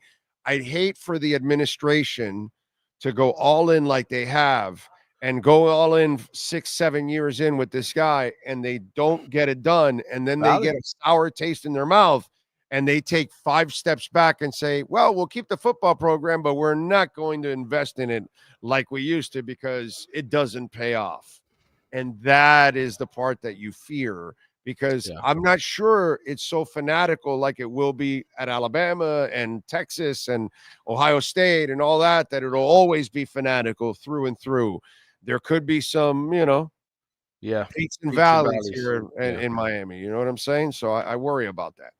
Yeah, I agree, and those are all valid concerns. I don't disagree with your overall notion. I just think, look, there's other people you could have attached yourself to through this process that may or may not have gotten you to the ACC championship game this year by being a better game day coach. But I'll tell you this: I don't know how many guys really love Miami as much as Mario does, and can bring as many people with him to help the cause like he does. If it's another head coach, I don't know that the NIL bankroll is the same. So it's almost like what horse do you bet on? I get it. Mario will frustrate the hell out of you on game day, but I think where's the better horse? If there's a better example, go and get him. But I don't know that guy exists though. I think that's the issue. There's any concern with you that a couple of his coaches that have been with him long term have left? No.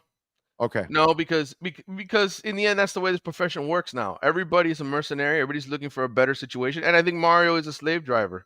I think he is as a coach. I think he works the shit out of his guys, and he frustrates the shit out of his guys. But that's the way it is. I mean, people move on. All right. Caneswear, baby. Go to caneswear.com. Use our code BIG010. You will get 10% off. And if you order over $99, you will get free shipping, Heat gear, Dolphins gear, Marlins gear, Panthers gear, Inter Miami gear, and, of course, practically anything and everything with the Canes logo on it. Welcome to Caneswear. New store, new items, same great experience. Family owned and operated since 2010, Caneswear has the latest merchandise from the Miami Hurricanes, Miami Dolphins, Florida Panthers, Inter Miami CF, and more. Come visit us at our store in Davie on University Drive, just south of 595, or online at caneswear.com. Caneswear, the spot Miami fans shop.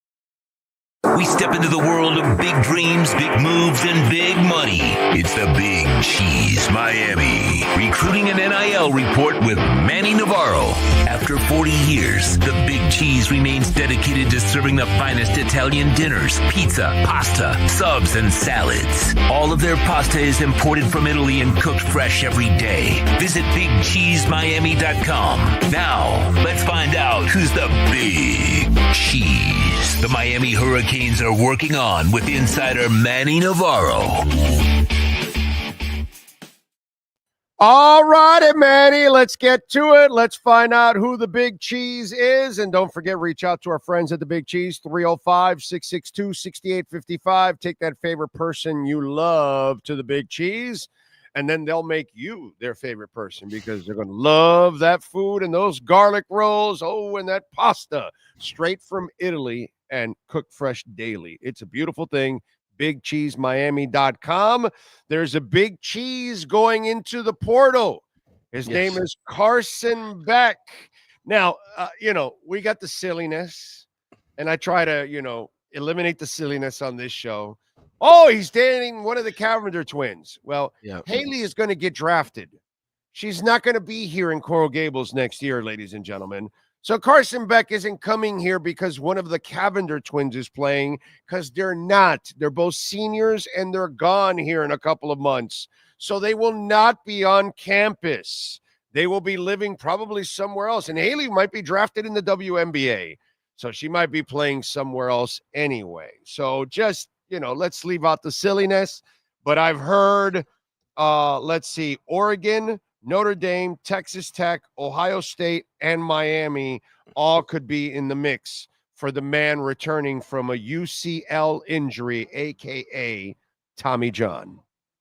Yeah, I think this is one of those stories. Oh, and I wrote this in my piece Wednesday, that the best case scenario for Miami at this point, and you and I have talked about this on the show frequently, is for somebody like Carson Beck or Quinn Ewers to become available, right, and not enter the draft, sort of the way Cam Ward did a year ago, to come save the program. And so I'm going to be quite frank and honest with people about the way stories break and the way things happen.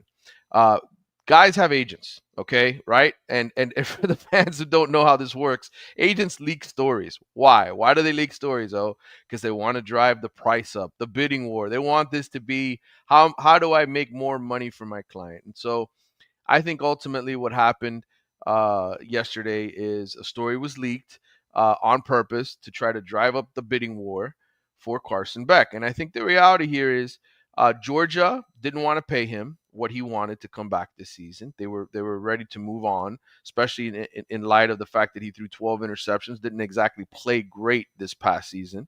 And so now what you have is a situation where a team like Miami, who is desperate, that's what Miami is, desperate for a quarterback, has to overpay for somebody who is quite frankly not as good as Cam Ward. So that's where we are. I think there are other teams that probably are not even interested in Carson Beck that have already moved on. Oregon's a team that has Dante Moore. They're ready to move on with him and make him the quarterback. Ohio State has Julian Sain, who was the number one quarterback in the recruiting cycle from 2 years ago, specifically left Alabama to go to Ohio State. Texas Tech has spent a bunch of money on guys. They like their quarterback. I think this was about driving the price up for Miami. So how much competition do the Canes honestly have? I can't tell you, but I will tell you that if they get Carson Beck, it'll cost them. Okay, but I solved it. Yes. They're not getting Carson Beck. Who are they getting? No, Carson Beck's not coming here. Okay. I know where he's going. Okay, where's he going? Yeah, I solved this already. Okay, I'm way ahead here. I got the crystal ball. I worked it. Okay, Haley Cavender is going to be drafted by the Indiana Fever in the middle rounds. Second, third round. I don't know how long even the draft is for the WNBA, but she won't be a first rounder. She'll be like a second or third rounder. And so Notre Dame and Ohio State are also interested. Yeah, now you're following. See, I turned it around on those Canes fans. Yeah. I think that he's coming here because the Cavender twin is here, but the Cavender twin will be gone. But I know where the Cavender twin is going to be, right there in the middle of the country, and there are two teams interested. So he's going to get the bidding war between Ohio State and Notre Dame going. How do you like them apples now, huh? How do you like that investigative work there by me? That was quality investigative work there, but I will counter with this. I will tell you that Notre Dame, from what I've heard, was in line to get Quinn Ewers, assuming he decides to come back. So I think that basically defaults Miami to getting Carson Beck. Again, all of this drama, all this perceived, hey, where is he going? What's going to happen? All about getting somebody to overpay for him and getting other schools to raise the price up. So I think ultimately he will end up at Miami. How much will it cost him? I don't know. But I think they're just trying to create a market. His agent is trying to create a market for him to make more money. That's all that's going on here. But I think if anything, Notre Dame will probably end up getting Quinn Ewers. Okay, so let me ask you a domino question off of this. Yep. So they did recruit a highly touted kid who's sitting back there, and he's going to be a sophomore next year, right? Or redshirt freshman if he got redshirted, right? Luke Nickel will be a true freshman stepping on campus. Right, Luke Nickel will be a true freshman. Yeah. True freshman. So he's looking around going, yo, what about me, bro? I don't want to just sit there. You have nobody. Right. You're going to get somebody else? And what about if they go get a guy that has 2 years left or something? Like, I'm just wondering how Luke Nickel's feeling about this. And is there any chance that kid starts getting a little like, well, wait a minute, is this going to be the norm? You're not going to invest in me? Give me a chance? You know what I'm saying? Because even if you're recruiting somebody and I'm Luke Nickel, I'd like to say, well, hey, wait a minute, coach. You might be recruiting somebody, but I'd like to be in the competition to start. If he's coming in and he's just a starter and I'm not even being looked at, you know what I'm saying? So I'm just wondering, where is the Luke Nickel camp at? Yeah, I mean, look, I think for a guy like Nickel, most of these coaches now, all of them will tell you, hey, you're not going to come in here and start day one. We're going to recruit over you. We're going to look for a transfer quarterback. It's the way all programs operate now. Quarterback is the position more so than any other in college football where you have the highest number of transfers, especially elite players, because there's only one guy who can start and who can play and be the guy. And so I think Miami was pretty honest with Luke Nickel about the situation. They were going to reevaluate where they were after Cam Ward finished his final season in college football. They were going to give Emory Williams a chance to perform. He didn't do that in the bowl game, didn't look very good. And so it became we're going to sign you, kid, but we're also going to look to see if we get a veteran quarterback because that's the way this operates. And I can tell you from having conversations with multiple All-American quarterbacks coming out of high school the last few years, it's the understanding. They get it. They understand now that your first year, you shouldn't be on the field, that they're going to probably bring in a transfer to start over you, and it's all about your second season. And I think what you're seeing now in college football a lot is the moment that guy finishes his freshman year, if the offensive coordinator is fired, if the quarterback's coach leaves, they end up following them to whatever school they go to. So I think it's just the way the game is played now. College football is a transactional sport, more so than any other sport, and quarterbacks, it's just the way they operate. Good shit as always. Follow him on Twitter at Manny_Navarro. What do you got going on in the Athletic, my man? Well, ton to read from last night's game. I will have more. I have my thoughts, my 8 thoughts, if you hadn't had a chance to read it yet, on the Hurricanes, where I broke down the roster and told you how many guys are actually left still here from Mario's first 2 recruiting classes. Some numbers there will probably open your eyes. And looking ahead to the 25 team. So there's something there to read in terms of the way this roster is shaping up for next year. And there will be more content. I have a new Wide Right podcast that I recorded on Wednesday. So if you want to listen to more of an in-depth breakdown, you can do that there as well. There you go. Follow him on Twitter, Manny_Navarro. Manny, as always, my brother, appreciate you big time. Have a fantastic weekend, my friend. We'll catch up on Tuesday. All right, brother. You take care. Thank you, sir. There you go. The great Manny Navarro. And, of course, you got to visit our friends at the Big Cheese. Yes, Gary, Billy, great people out there. They've been at it for over 40 years. The lasagna, the baked ziti. Oh, it's so good. The chicken francais, the fettuccine alfredo, the seafood pasta, the shrimp pasta. It just goes on and on and on. And all the pastas. If you want to have tomato sauce, meat sauce, Alfredo sauce, pink sauce, doesn't matter. All the pasta is shipped from Italy. It is cooked fresh daily. It's family serving, so you will walk away full.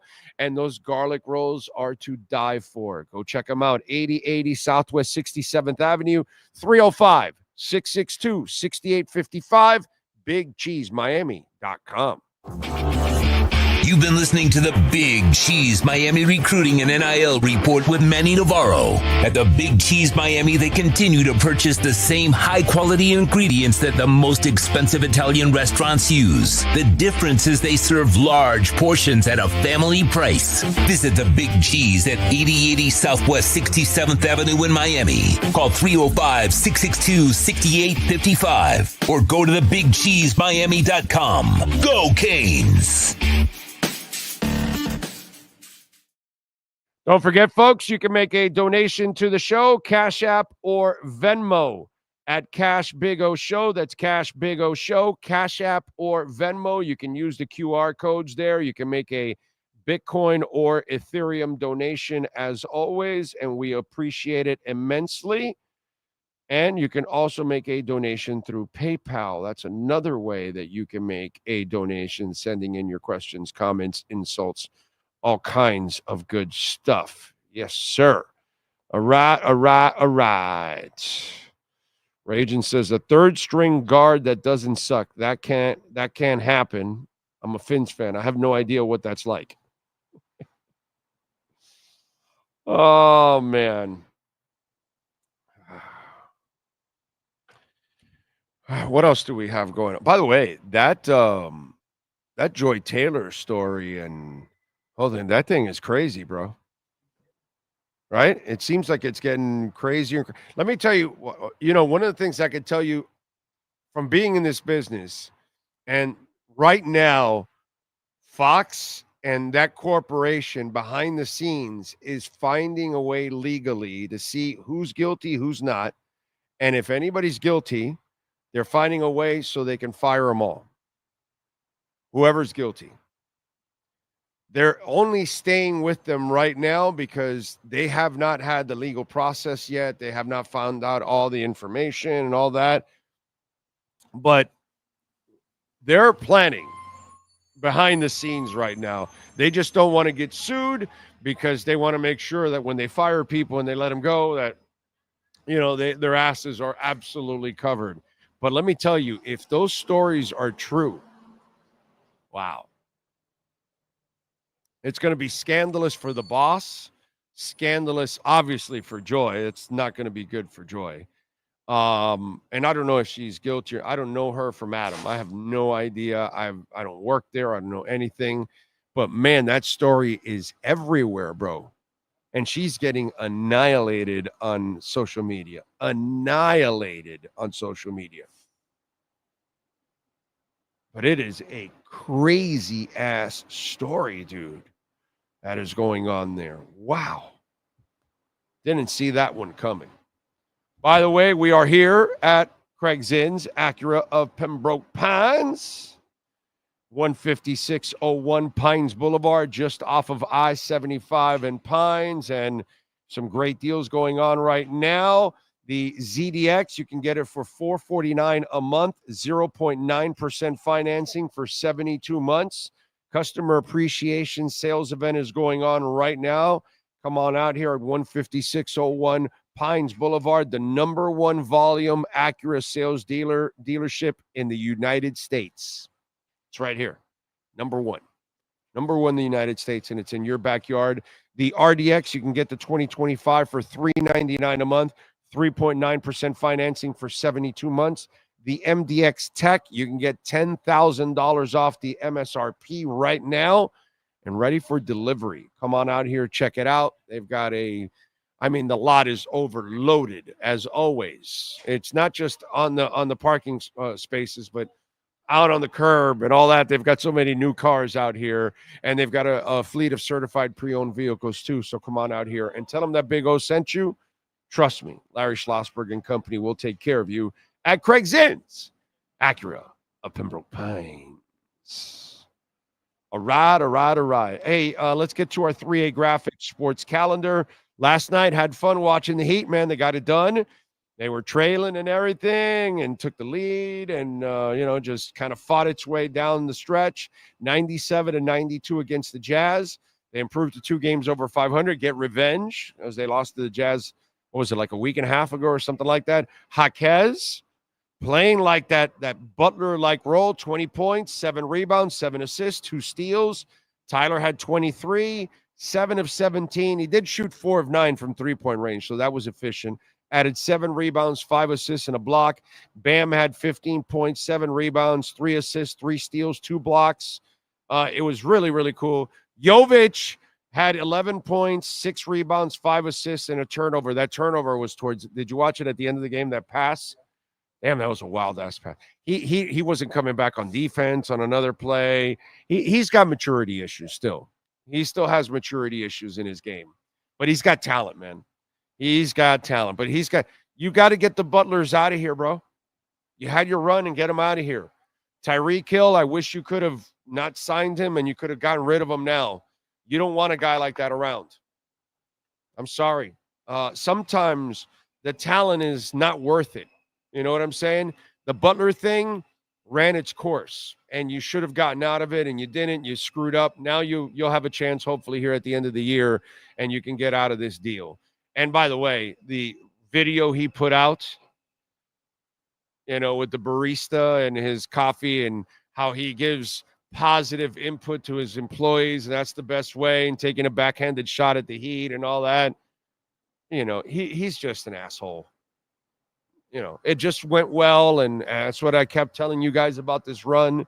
The stars aligned for you. Too many of you fell into this love affair with this guy, and he's nothing but a mercenary, and has always been a mercenary, and played you guys like a freaking violin, bro. First, Tyreek says the injury from from week 1 arrest. Then Drew says he broke it in a scrimmage, which is it? Again, Drew Rosenhaus and Tyreek Hill. You want credibility? You're not going to get that there. Okay? You want credibility? You go to Steve Calabro, baby. From Hialeah Park, baby. That's where you go for credibility, not Drew Rosenhaus. Okay? And we missed you yesterday when we were at Hialeah Park. We didn't get our picks from the wise guy, although I came through for our listeners. I told them take Notre Dame -1.5 yesterday. And, hey, man, we're in the money. So, I figured you got to come on and pop in for a couple seconds here and give us the wise guy picks. How you doing, baby? Oh, Big O, thanks a lot for that credibility boost. I like that. And by the way, we just want to remind your listeners, we were one of the best, and still are one of the best slot payouts in the country. Country, it's unbelievable. There's only about literally, in my opinion, 5 places you should gamble in this country. Hialeah Park's one of them. There you go. And we always tell them about the loose slots. I mean, not the sluts, the slots. Well, you can tell about both.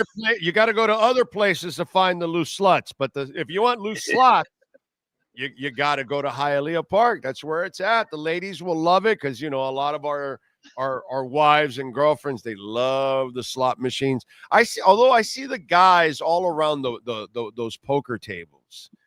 I don't know why. Maybe it must be those dealers. I'm not sure. Well, they like to play the game, and they like the sights. They like the sights at Hialeah Park. Sights. I never knew there were mountains in South Florida.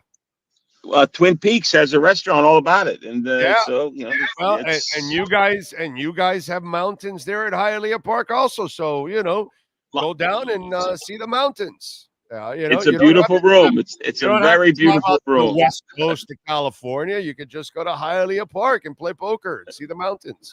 So It's a beautiful, it's a beautiful room. Beautiful room. Yes, Beautiful. it is And a voluptuous room. It is. yes, I'll stay with beautiful. You stay with voluptuous. It's my job to describe things. That's kind of what I do here on the show. All right, so what's the wise guy? By the way, does the wise guy have an opinion on tonight? Because tonight's game, we got Ohio State -6, over and under is 53.5. Does the wise guy have anything on the college game tonight? Oh, he froze, and he froze with his arm up and everything. He froze like Alarmo. He's just like Alarmo right now. We got Steve. Well, I got to join in. That way it's Steve, me, and Alarmo with our arm up. Okay. Now Steve is gone. Right when we were going to get the picks again. I think we're not like, is there something that we're not supposed to get the picks today or something? They're not allowing us?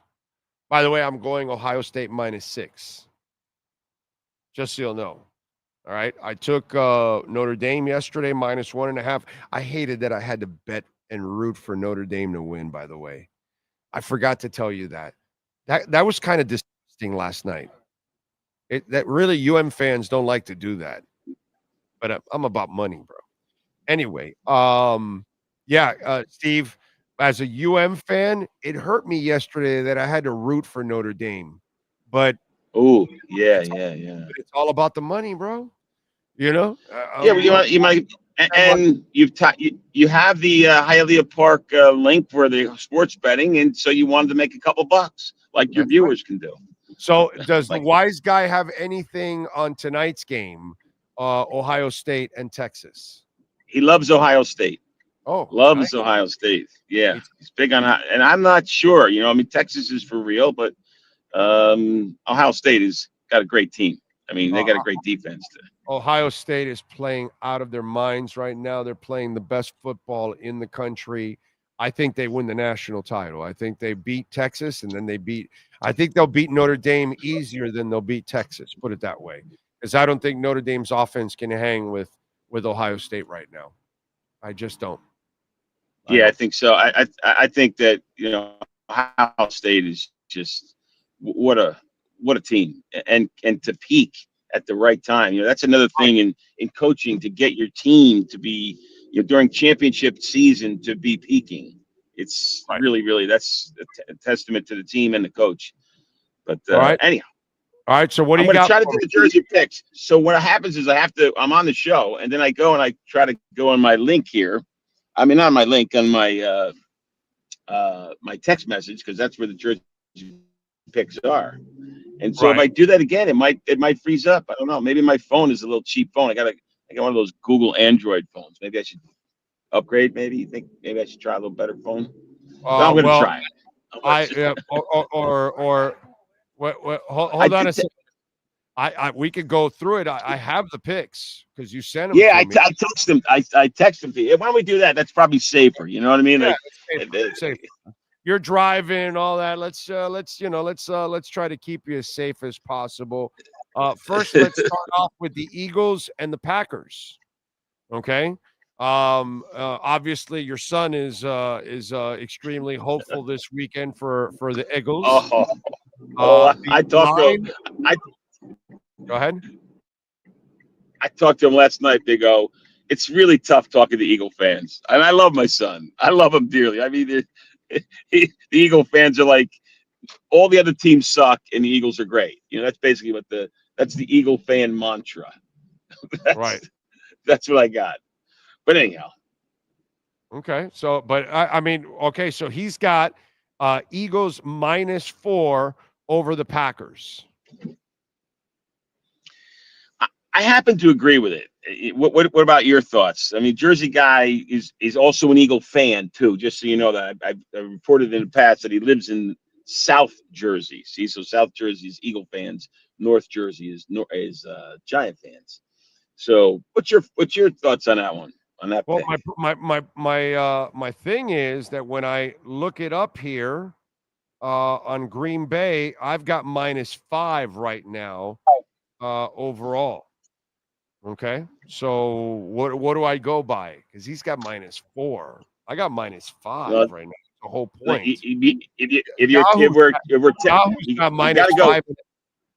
Yahoo's got my. I'm going by the Hard Rock, which is what we use at Hialeah. It's -5 right now. Yahoo's got it -5.5. So what do we do? We got to go. We got to go -5. And I think, you know what? I still like it. It's a touchdown. I think the Eagles are going to win by a touchdown. I think I know that my son and the Jersey guy are a little jaded. Yeah, they are jaded a little, but I like it. I like it a lot. And I remember the Jersey guy. The Jersey guy was 2 for 3 last week. Yes, he was. 2 wins, 3. And the loss. He gave me shit about. The loss was. The loss. I'm gonna interject in the middle of the picks here, Big O. And I know we got short on time here, but he lost the Dolphin game, right? And I told you I would report back. Yes, I actually ended up at the Jets-Dolphins game in the Giant Stadium, which is now officially called MetLife Stadium. I get it, and all that. That's why there was some confusion last week. By the way, you should have gone and walked over to the MetLife takeover. I should have now, but I got to tell you something, Big O. I want to tell you, it was one of the greatest football experiences I've had in a long time. Tell me about it, but man. VIP entrance. We parked in a VIP spot, brought us right to the door, went into the field, saw a lot of other Dolphin fans. Big Chris, the Dolphin fan, Bob Finns. They're on the field. These guys are dedicated Dolphin fans. Oh, Bob and Chris Barker and those guys, they're just Carol, his dedicated. Mom. They're my God. They're dedicated. And they're awesome people too, on top of all. Yeah, that. Nice people. Nice people. I can tell you, it was ungodly freezing. It was really, really, really cold. Now, it was great. So you're officially a South Florida wussy. Yeah, 100%. And my blood has changed. I no longer have I have Jersey heart, but not Jersey blood anymore. No. I can tell you, it was tough. Now, we happen to be in the 50-yard club, and I want to report something. The 50-yard club at the Jets game is spectacular. It's really a nice experience. Basically, it's this sports bar at the 50-yard line, right behind the visitors' bench. So you kind of go inside, you eat, you watch some TVs. There's massive food. Best food I've seen at any sporting event. And then you go outside and you're like 20 feet from the Dolphins. And it was kind of crazy. Now, I will tell you, I shared with you, and I want to share. It was really hard to sit out there because it was cold, right? Stand out there. But there was this one guy. He might have had a few libations, might have had a couple of cocktails. He was giving Eichenberg and Tyreek, and they could hear him. They absolutely could hear him. He probably yelled at him for an hour and a half. I mean, the first 20 minutes, pretty funny. After that, it's like, holy crap. Yeah, he's drunk. This guy? Yeah, this guy's nuts. This guy's insane. But it was a good experience. The food was great. I will tell you something. I hate to report this, but the Jets organization, and this was from the employees in this 50-yard club that I was at, they said the Jets organization treats the Jets fans way better than the Giant fans. And I saw it. I experienced it. It was really, really the Giant fans have actually had some championships. Yeah, I know. And I guess the Giant organization says we don't have to treat them good. No. Just go down to our lobby. There's 4 trophies there that just tells you two over the last couple years and 2 more back a couple decades back. So, look at our track record and look at theirs. Yeah, they could go back to the one from 1969. So yeah, exactly. That's kind of where the Giants are at. That's probably what it is. You know what I'm saying? Although at this pace, soon they're going to have to start catering to their fans too, because they're not producing anything lately. So we'll see. The last 3-4 years have been horrible. But anyhow, what's the next pick? We got you have the Jersey guy picks. I know that. There's an irony. Commanders and Bucks, and the Bucks are favored by 3. The over and under is 50.5 right now. Oh, wait a minute. Hold on. Let me go to the Hard Rock app and let me look. Okay. Yeah, it is 3. Over and under is 50.5. And the wise guy right now has Commanders +3 over the Bucks. I like that pick. I love it. That's my favorite one right there. Yes. I like that a lot. I like that a lot. I think the Commander team is great. And of course, they got some superstars on the team too. The receiver and the quarterback is a superstar, bona fide. I'm with you there. Mm-hmm. What's okay, next? Next one is Rams versus the Vikings, and the line right now with Rams and Vikings, it is the Rams. The Vikings by 2.5. The over and under is 47.5. The wise guy has the Rams taking the point over the Vikes. I don't like that one. I argued with him about this one when I actually spoke to him 2 days ago, and I was like, "Look, Minnesota's coach is the real deal." Oh yeah, so I think he's the real deal. So is the Rams coach, but the Minnesota coach has done a fabulous job with just doing it. Just what he had to work with. Yeah. I like Minnesota a lot. I like them a lot. They won 14 games. Think about it. They're a wild card team that won 14 games. They just played Detroit right down to the wire, and to me, I saw the best teams in the NFC there, pretty much play last week. I saw the what should be the NFC Championship. I disagree with the wise guy on this one. I am definitely going Vikes. In fact, I think the Vikes only -1 is actually a really good deal. That's the way I'm going to look at it. By the way, Rams aren't playing at home anymore. Yeah, it's going to be in Las Vegas, right? No, Arizona. Oh, Arizona. Yeah. Okay. So not going to happen. So that again doesn't give them any familiarity or no advantage, and it puts them like on the road too. So you're kind of playing in a neutral site, pretty much. Neutral site, yeah. And the team's got some disruption, like personal disruption. I'm sure there's some people that are experiencing or have friends or family that are experiencing, the unfortunateness of that. Oh, somebody's lost houses there. Somebody. Yeah, it's really. Chances are people have been taken out of their homes one way or another in the Rams organization, because there's a good chance you lived in some of those neighborhoods, which my God, what's going on there is apocalyptic, dude. I mean, it's just crazy. Okay, bad. So the next 3 are the bonus picks, right? From the wise guy is what it is. The first 3 are his main picks, right? Yep. Those are the main picks.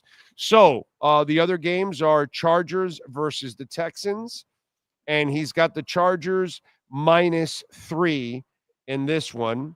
Your thoughts? I like it's actually -2.5 now. So let's give him the break now. It's -2.5 instead of -3. Since we I like the Chargers. I like him. I like him a lot. I think it's I like him. I think it's not going to be an easy game, but I think Herbert's going to prove that he was a hell of a good pick that we didn't pick up.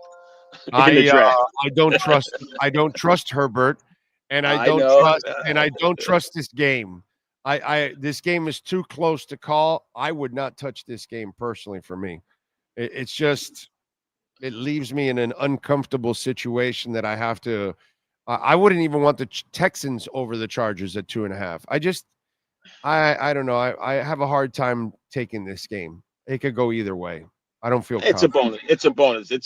Right. It's a bonus one. That's why.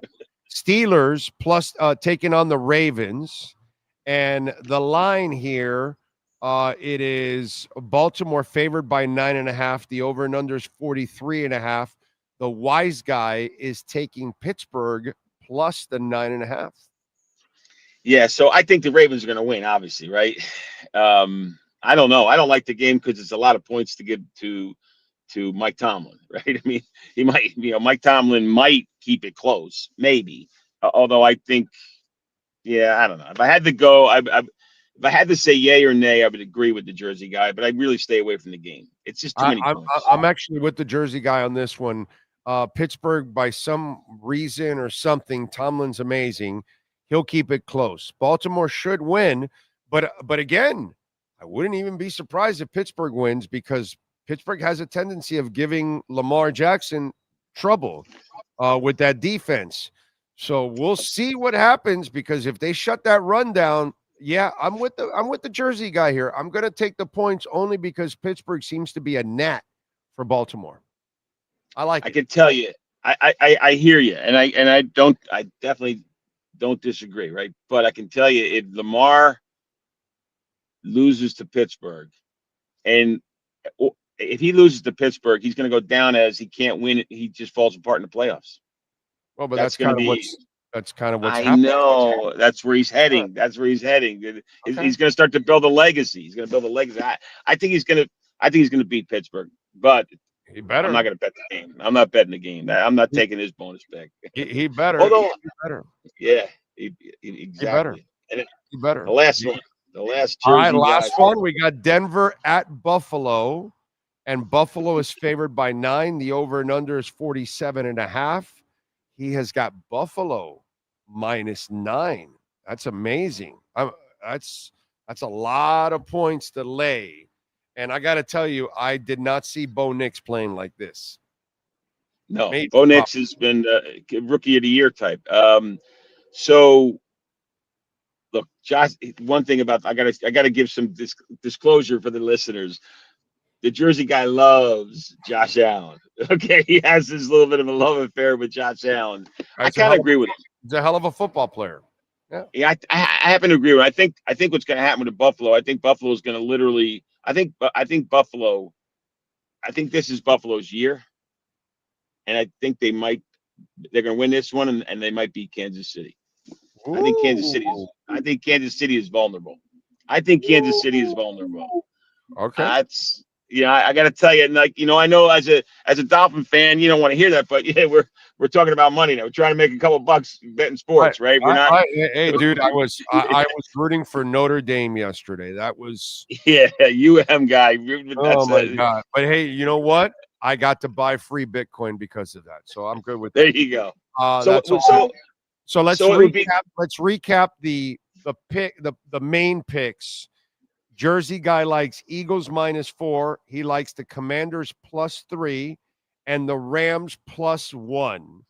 I agree with 2 of the 3. I am going Vikings -1, not Rams on that one. And then on the bonus side, and that's to your, you guys do whatever you want. He's going Chargers -3 against the Texans, Steelers +9.5 against the Ravens, and the Bills -9 against the Broncos. Those are the wise guy picks this week. All right. Let's see what happens. Hey, Big O, I want to end with this. So would it be a correct statement to say that basically you were a convict rooting for the Catholics? Yes. Yes. You had to say that, if you to steal something from Netflix or whatever, whoever did that special. I needed somebody to pardon me. Who better than a Catholic? But anyhow, we'll be back next week. It will be interesting to see I also want to see the next. Well, in 2 weeks, I really believe Kansas City is vulnerable this year. I'm telling you, something tells me that it's tough to three-peat, right? It's very tough to three-peat. I don't think they've played that great. I know they have a fantastic record, but everybody gets their best, dude. Everybody gets their best. They surprise nobody, but they find ways to win. So I think they're gonna three-peat. I do. I believe because they have the Mahomes on defense, and that's the thing. They just don't only have Mahomes. They have Chris. They got great Chris Jones. They have Chris Jones. Yeah, he's phenomenal. I get it. It's like when you have Favre and Reggie White. It's just like it's just that moment that you have those two guys, and they are the best players on the field, period, on both sides of the ball. If I told you, who do you want? You can pick the guy from Pittsburgh if you want, TJ. There's a couple of defensive players. But is there anybody really like Chris Jones right now? No, dude. No. And is there anybody like Mahomes? No. They happen to have the 2 best football players on the planet. And so for me, as long as those two are healthy and then the rest of the team is good, plus you have a Hall of Fame coach, no, dude. No, I'm staying with those guys. I'm staying. Listen, And they got 2 weeks off, so they get to rest and chill out. No, I'm sticking with Kansas City until further notice. maybe it's my heart. And as much as I like Andy Reid and I respect him, and I think Mahomes is, like you said, he's probably the best football player. If not, he's in the top 3. That's for sure. Oh, but yeah. I think Josh Allen, that dual threat. Josh Allen, and so is Mahomes, but he is a legitimate dual threat. Well, he has to be. He can't make a living from the pocket. He has to run. It's part of his game. You know what I mean? But it's like Lamar. Mahomes only runs out of necessity. It's not part of the game plan. You know what I'm saying? So that's where it's different. Yeah, but Josh Allen's passing game is better than Lamar's, I think. No, I think. No, I think not even so. close. No. I think he is. Let's say. Pat Mahomes is deadly accurate. No. Mahomes. No, Lamar. Allen will still spray the ball around. Oh, you mean Lamar? I'm sorry, Lamar. Yeah. Allen is a better passer than Lamar. Yes, he is. Yeah. Lamar will spread it even more than Josh Allen. Yes, definitely. Yeah. We'll see. Hey, let's see. I mean, I maybe it's my heart saying I just don't want the three-peat. I want somebody else to be in there, and I don't know. Maybe that's normal. That's normal. People hate the Yankees and they hate the Bulls and they hate the three. And it just I don't hate them. I don't hate them, but they've had enough. They've had enough. And maybe that's how it is. Everybody feels like that about everybody that's successful. Yeah, that's how it is. I can tell you. I can tell you I just, there's lots of people that I don't hate them. I just think that Buffalo has been prepping for this one, and I think they're peaking well too. I'm gonna change directions though, Big O. And on my way out here, I was talking to somebody that I respect, and they told me, they said the Dolphins coach should just do the fans and the organization a favor and just resign. That's what they said. That's what they said. Would be nice. Ain't nobody leaving all that guaranteed money on the table. You're firing me. Give it to me. Yeah, man. He's going to sit there and get fired, and he's going to challenge Ross. It's like last week, a silly ass report by CBS. I hear Greer might retire, and I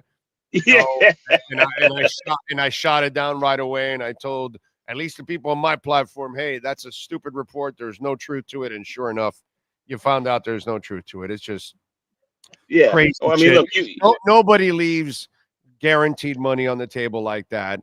These coaches or whatever, you're going to fire them and then pay them that money, and that's it. That's what it's going to happen. Yeah, and their agents telling them every day. So, anyhow, Big O, it's great seeing you. Sorry I missed you yesterday in person, and sorry I had to be on via streaming here. But you got everybody got the jersey picks, and he was 2 for 3 last week. They can go on the Hialeah Park barcode. Well, not barcode. Quick QR code. $100 first bet. $100 first bet, baby. There you go. All right, guys. Thank you so much. I'll see you next week. Have a great weekend, my brother. We'll see you Thursday. Be good. You too. There you go. The great Steve Calabro, baby, at Hialeah Park. Yes, sir. What you got? Deshaun Watson. We said he had another setback. one. He got another one rubbed out. Is that what you're saying? No. He tore his Achilles again. Had surgery yesterday to repair it. Probably going to miss the 2025 season. You keep rubbing that dick every day by all kinds of hoes. I mean, you're going to tear up that Achilles. That's such a great deal. How about you Dolphin fans that wanted Deshaun Watson? How you doing out there? How you doing out there? Huh? Anybody want to raise their hands out there? Anybody want to, out of the 132, there's a few of you that wanted Deshaun Watson. By the way, hit that like button, please. Let's get to our 3A Graphics sports calendar. We did it already? Yes, we did do it already. Did I do the whole thing? Yeah, no, I think we just talked Heat. Let's do it. Alan Blanco in our 3A Graphics sports calendar, 786-618-1443. Custom printing and embroidery. The Heat last night over the Jazz, 97-92. Yeah, I only did basketball. I remember that now. So that was just a basketball segment, unfortunately. Saturday, they take on Portland at 10 o'clock. On Saturday, the Bruins will visit the Panthers at 1 o'clock. Tonight, the other semifinal game in college football, 7:30 AT&T Stadium. Ohio State taking on Texas. Ohio State is favored by 6. The over and under is 53.5. Ohio State is minus 225 on the money line. Texas plus 185. I am going Ohio State minus 6 there. Notre Dame over Penn State, 27-24 last night. We gave you the winner there. We told you to take Notre Dame minus 1.5. You took it. You won, baby. The NFL has moved the Vikings-Rams game to Arizona due to the fires, unfortunately. The game will be played on Monday at 8 o'clock at State Farm Stadium in Arizona, where the Cardinals play. And Rams wide receiver Demarcus Robinson has been charged with DUI after his arrest on November 25th. That is your 3A Graphics sports calendar. All right. Cash App or Venmo at Cash Big O Show. That is Cash Big O Show. Cash App or Venmo. Derek Watkins, thank you for the love on Cash App. He says, Big O, I'll leave a question in the chat. Oh, man, Derek Watkins. Now you did that to me. See if you can find Derek Watkins' question now. I wish you would have put it on the Cash App. Damn it. I don't know. He sent this at 11:52. So see if you can find it for me there. Por favor. No? Nothing from a Derek Watkins on the chat board there? Derek, we're not seeing it, brother. Are you named something else and not Derek Watkins? Oh, man. Sorry about that. But Derek, thank you for the love on Cash App. Cash App or Venmo at Cash Big O Show. That's Cash Big O Show. Cash App or Venmo. And you can make a Bitcoin or Ethereum donation. And we appreciate you all out there. So you've got these fires out there destroying absolutely everything in sight. And I saw this story, one of many, obviously, because there's a lot of stories out there of people losing everything. And it is, as depressing as it could possibly get. So Gary Hall Jr. is a U.S. swimmer, and he lives in Los Angeles. And he lost his home. He's now talking about it. And he reveals that he also lost 10 Olympic medals. 5 of them are gold. He's 50. He told the Sydney Morning Herald he was on the phone with his daughter when he saw a plume of smoke coming from his backyard. I saw the flames erupt and the house started popping. There were explosions. I didn't have a lot of time. Sunset Boulevard was a complete logjam. People abandoned cars and were running for their lives. Police were telling them to do that. My girlfriend was trapped in her car around smoke. The wildfire spread so fast that Hall could only grab some of his essentials, including his dog and a few personal items before fleeing. The Pacific Palisades home that Hall had been renting ended up burning to the ground. Hall's Olympic medals, consisting of 5 golds, 3 silver, 2 bronze, burned with the home. Is that freaking, people lost their homes and animals and I'm sure people have lost their lives. We don't even know yet. I'm sure that some people lost their lives. Can you imagine these fires are running because the winds are running at 50, 70, 80, 90 miles an hour. And these things are like rolling fires. And you don't have any planning whatsoever. You're just grabbing whatever you can and trying to get the hell out. And Los Angeles is so overpopulated that in order to drive out of anywhere, it's impossible, dude. 10 dead so far? I'm shocked the number's that low. Yeah. No, but I'm still shocked this early the number's that low. I would expect more considering the damage that we've seen.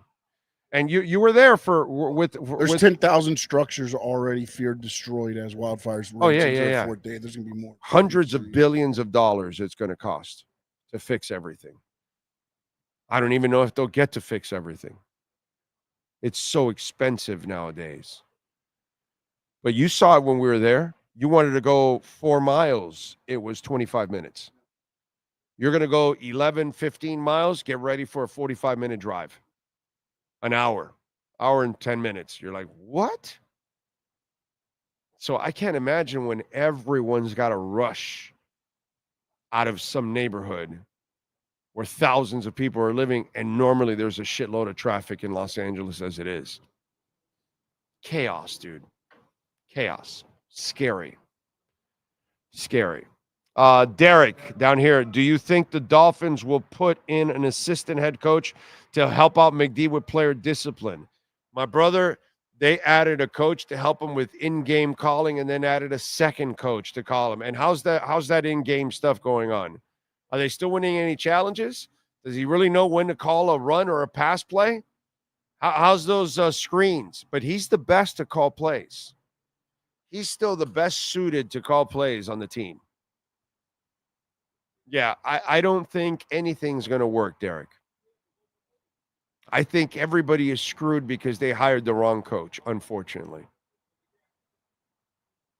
I don't think anything helps McDaniel. I hope I'm so wrong. I hope 6193, who hates me and loves for me to be wrong, and I hope he doesn't hold his breath too much on that. But I hope I'm wrong big time. Big time.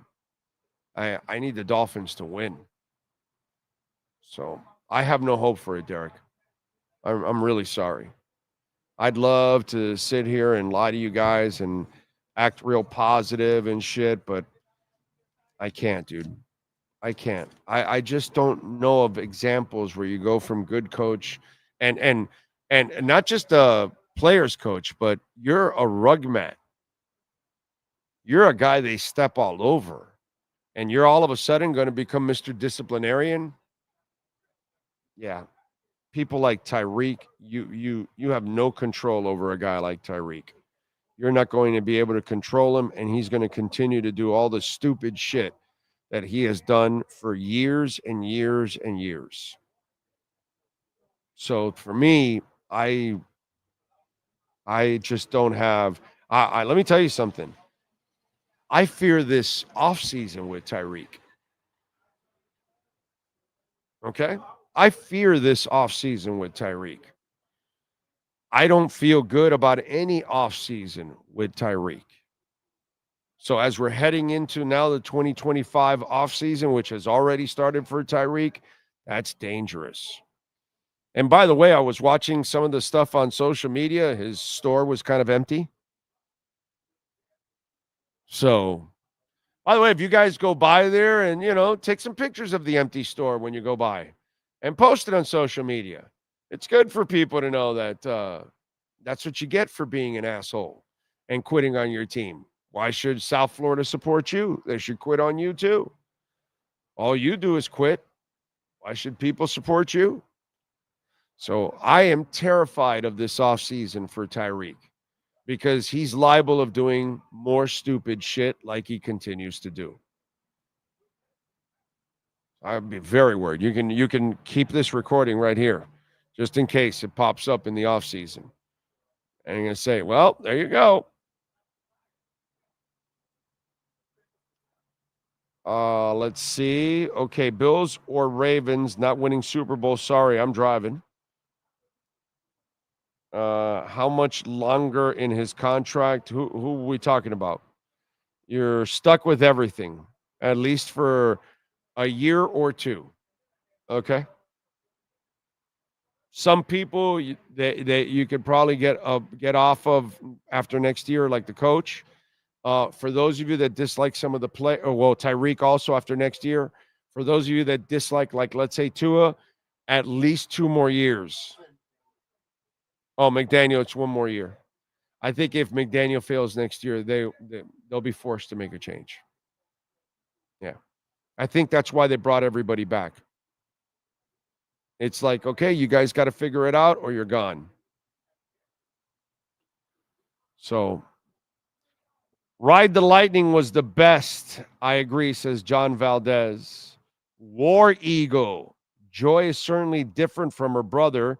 Jason made a career delivering sacks. Joy made a career taking them. Oh, damn.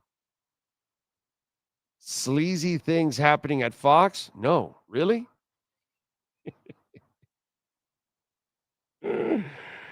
Oh, man. Jimmy's coffee sucks, by the way. Really? Have you tried it, Josh? Damn. Well, I'm not much of a coffee guy anyway. But if I do end up moving a little more south in my world down the line, maybe a place like Panama or Costa Rica, those are big, big coffee producing countries. Maybe I'll start learning to appreciate a little coffee when I'm down there.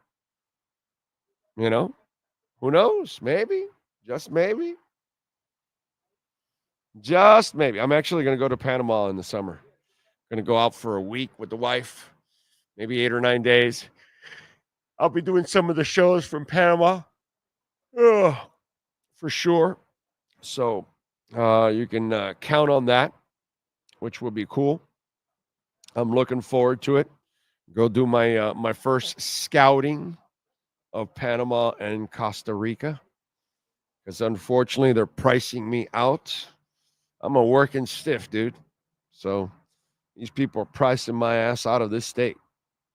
I can't afford the property taxes, the insurance. It's crazy, man. Crazy. Rosendo says, why can't Greer get involved and solve this situation with the coach and the player? As a GM, doesn't he have the right to give the coach the power to succeed? The coach is the one that creates his own power to succeed, my brother. The GM doesn't. The GM already made the mistake, unfortunately, of extending the coach. That's where the GM made the mistake, unfortunately. There was no reason to give Mike McDaniel a contract extension last year. None whatsoever. None.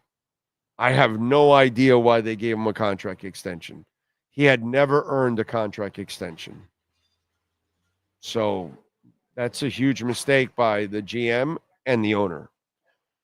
But I get it. They're tied to it, and that's probably what the owner said. The owner goes, well, we'll sign both of you, and that's it. And then he thought they were moving forward and going to do good things. But I think if they don't succeed, unfortunately, everybody's going to go down. Because I don't think personnel is really our main problem, to be quite honest. As you heard Furones, and I like what he said there, this is some of the most talent we've had in the last 20 years. And to me, where the front office screwed up is hiring the wrong coach. That's where I think the talent's much better. It should have produced a lot more. That's McDaniel's fault. And if you don't produce, that's where you lose the respect, Josh. Your coach has to, you know how you gain respect? What you coach, what you preach produces wins, produces more incentives for your contract, all that. When you listen to Spo, you become a better player. When your team does what Spo tells you to do, you become a better team. When you are coached by Spo, you will win more than you lose. So Spo's credibility is through the roof for players individually, for team success, for franchise respectability, for respect around the league. Spo has it all. And he's earned it without Riley. So it has nothing to do with Riley. Riley hired him, then it's up to him. It's up to him to take the training wheels off, and you're off and running. Unfortunately, you're asking that McDaniel needs training wheels. He needs to command respect himself. Demand it, command it, expect it. And he doesn't do it. That's on him, not on anybody else in the organization. What's on the front office and the ownership is that you signed him. That's where they screwed up. So that's the way I look at it. And it's Rosendo, not Josh, that asked that question. We'll own the Panama Canal by the time you get there. Yeah, I know. That's all funny. They won't own anything. It's all it is one guy sees his buddy dictators, one in China trying to mess around with Taiwan, the other one in Russia messing around with Ukraine. So he wants to act like one too. So he wants to mess around with Greenland and Panama. It's just whatever, let's not talk about silliness. Why don't you talk about a healthcare plan to help all Americans? That would be more important, wouldn't it? Don't hear anything about that. You know what I'm hearing now about? That there's a bill now to eliminate the $35 insulin for diabetes patients. That's what I'm hearing. So it can help big pharma. People fall for all the shiny objects. You know what I'm saying? Instead of focusing on the real problems that are going on. Anyway, just in case, just want to, throw it out there. Make sure people waste their time talking about Dalvin Cook and Chris Greer retiring or the Panama Canal or Greenland, instead of focusing on the real issues. It's all right. People aren't very smart, so they like to do things to distract you. And Americans are easily distracted. Anyway. What else do we have? If we could merge Flo and McD, finally have the right coach. No, not really, because Flo didn't know offense and McD doesn't know how to create offense. So it's still a problem. Flo is a good defensive coordinator. That's it. That's all Flo does. He's not really a good leader. He's not really a good communicator. Not a good person. McDaniel's a fabulous person. He's got a terrific mind to design plays, but he's really not an offensive coordinator or head coach. And Flo doesn't know offense or even quarterbacks. He thought he could win with Jabroni instead of Tua. So he's stupid in that sense too, because he let his ego make him look stupid. So no, neither guy's the answer. That's what I'm going to go with. Right, Gulf of America, exactly. Shiny objects. Keep them busy with stupid stuff that has nothing to do with your life. Gulf of Mexico, Gulf of Panama, Gulf of America, Gulf of Cuba. I don't give a shit what you call the Gulf. Is that going to do anything for me, bro? Nothing. Anyway, so what else do we have? Pat in Nashville. Yeah, Steve Chapman. We're going to buy it back, right? Yeah, we're 37 trillion in the hole. Anyway, appreciate all of you out there as always. We thank my man Larry Schlossberg and all the great people out here at Craig Zinn's Acura of Pembroke Pines. Appreciate all of you. Just pump my crypto bags, bro. That's all I give a shit about. I know the rest of the stuff is going to be a disaster. Just pump my crypto bags.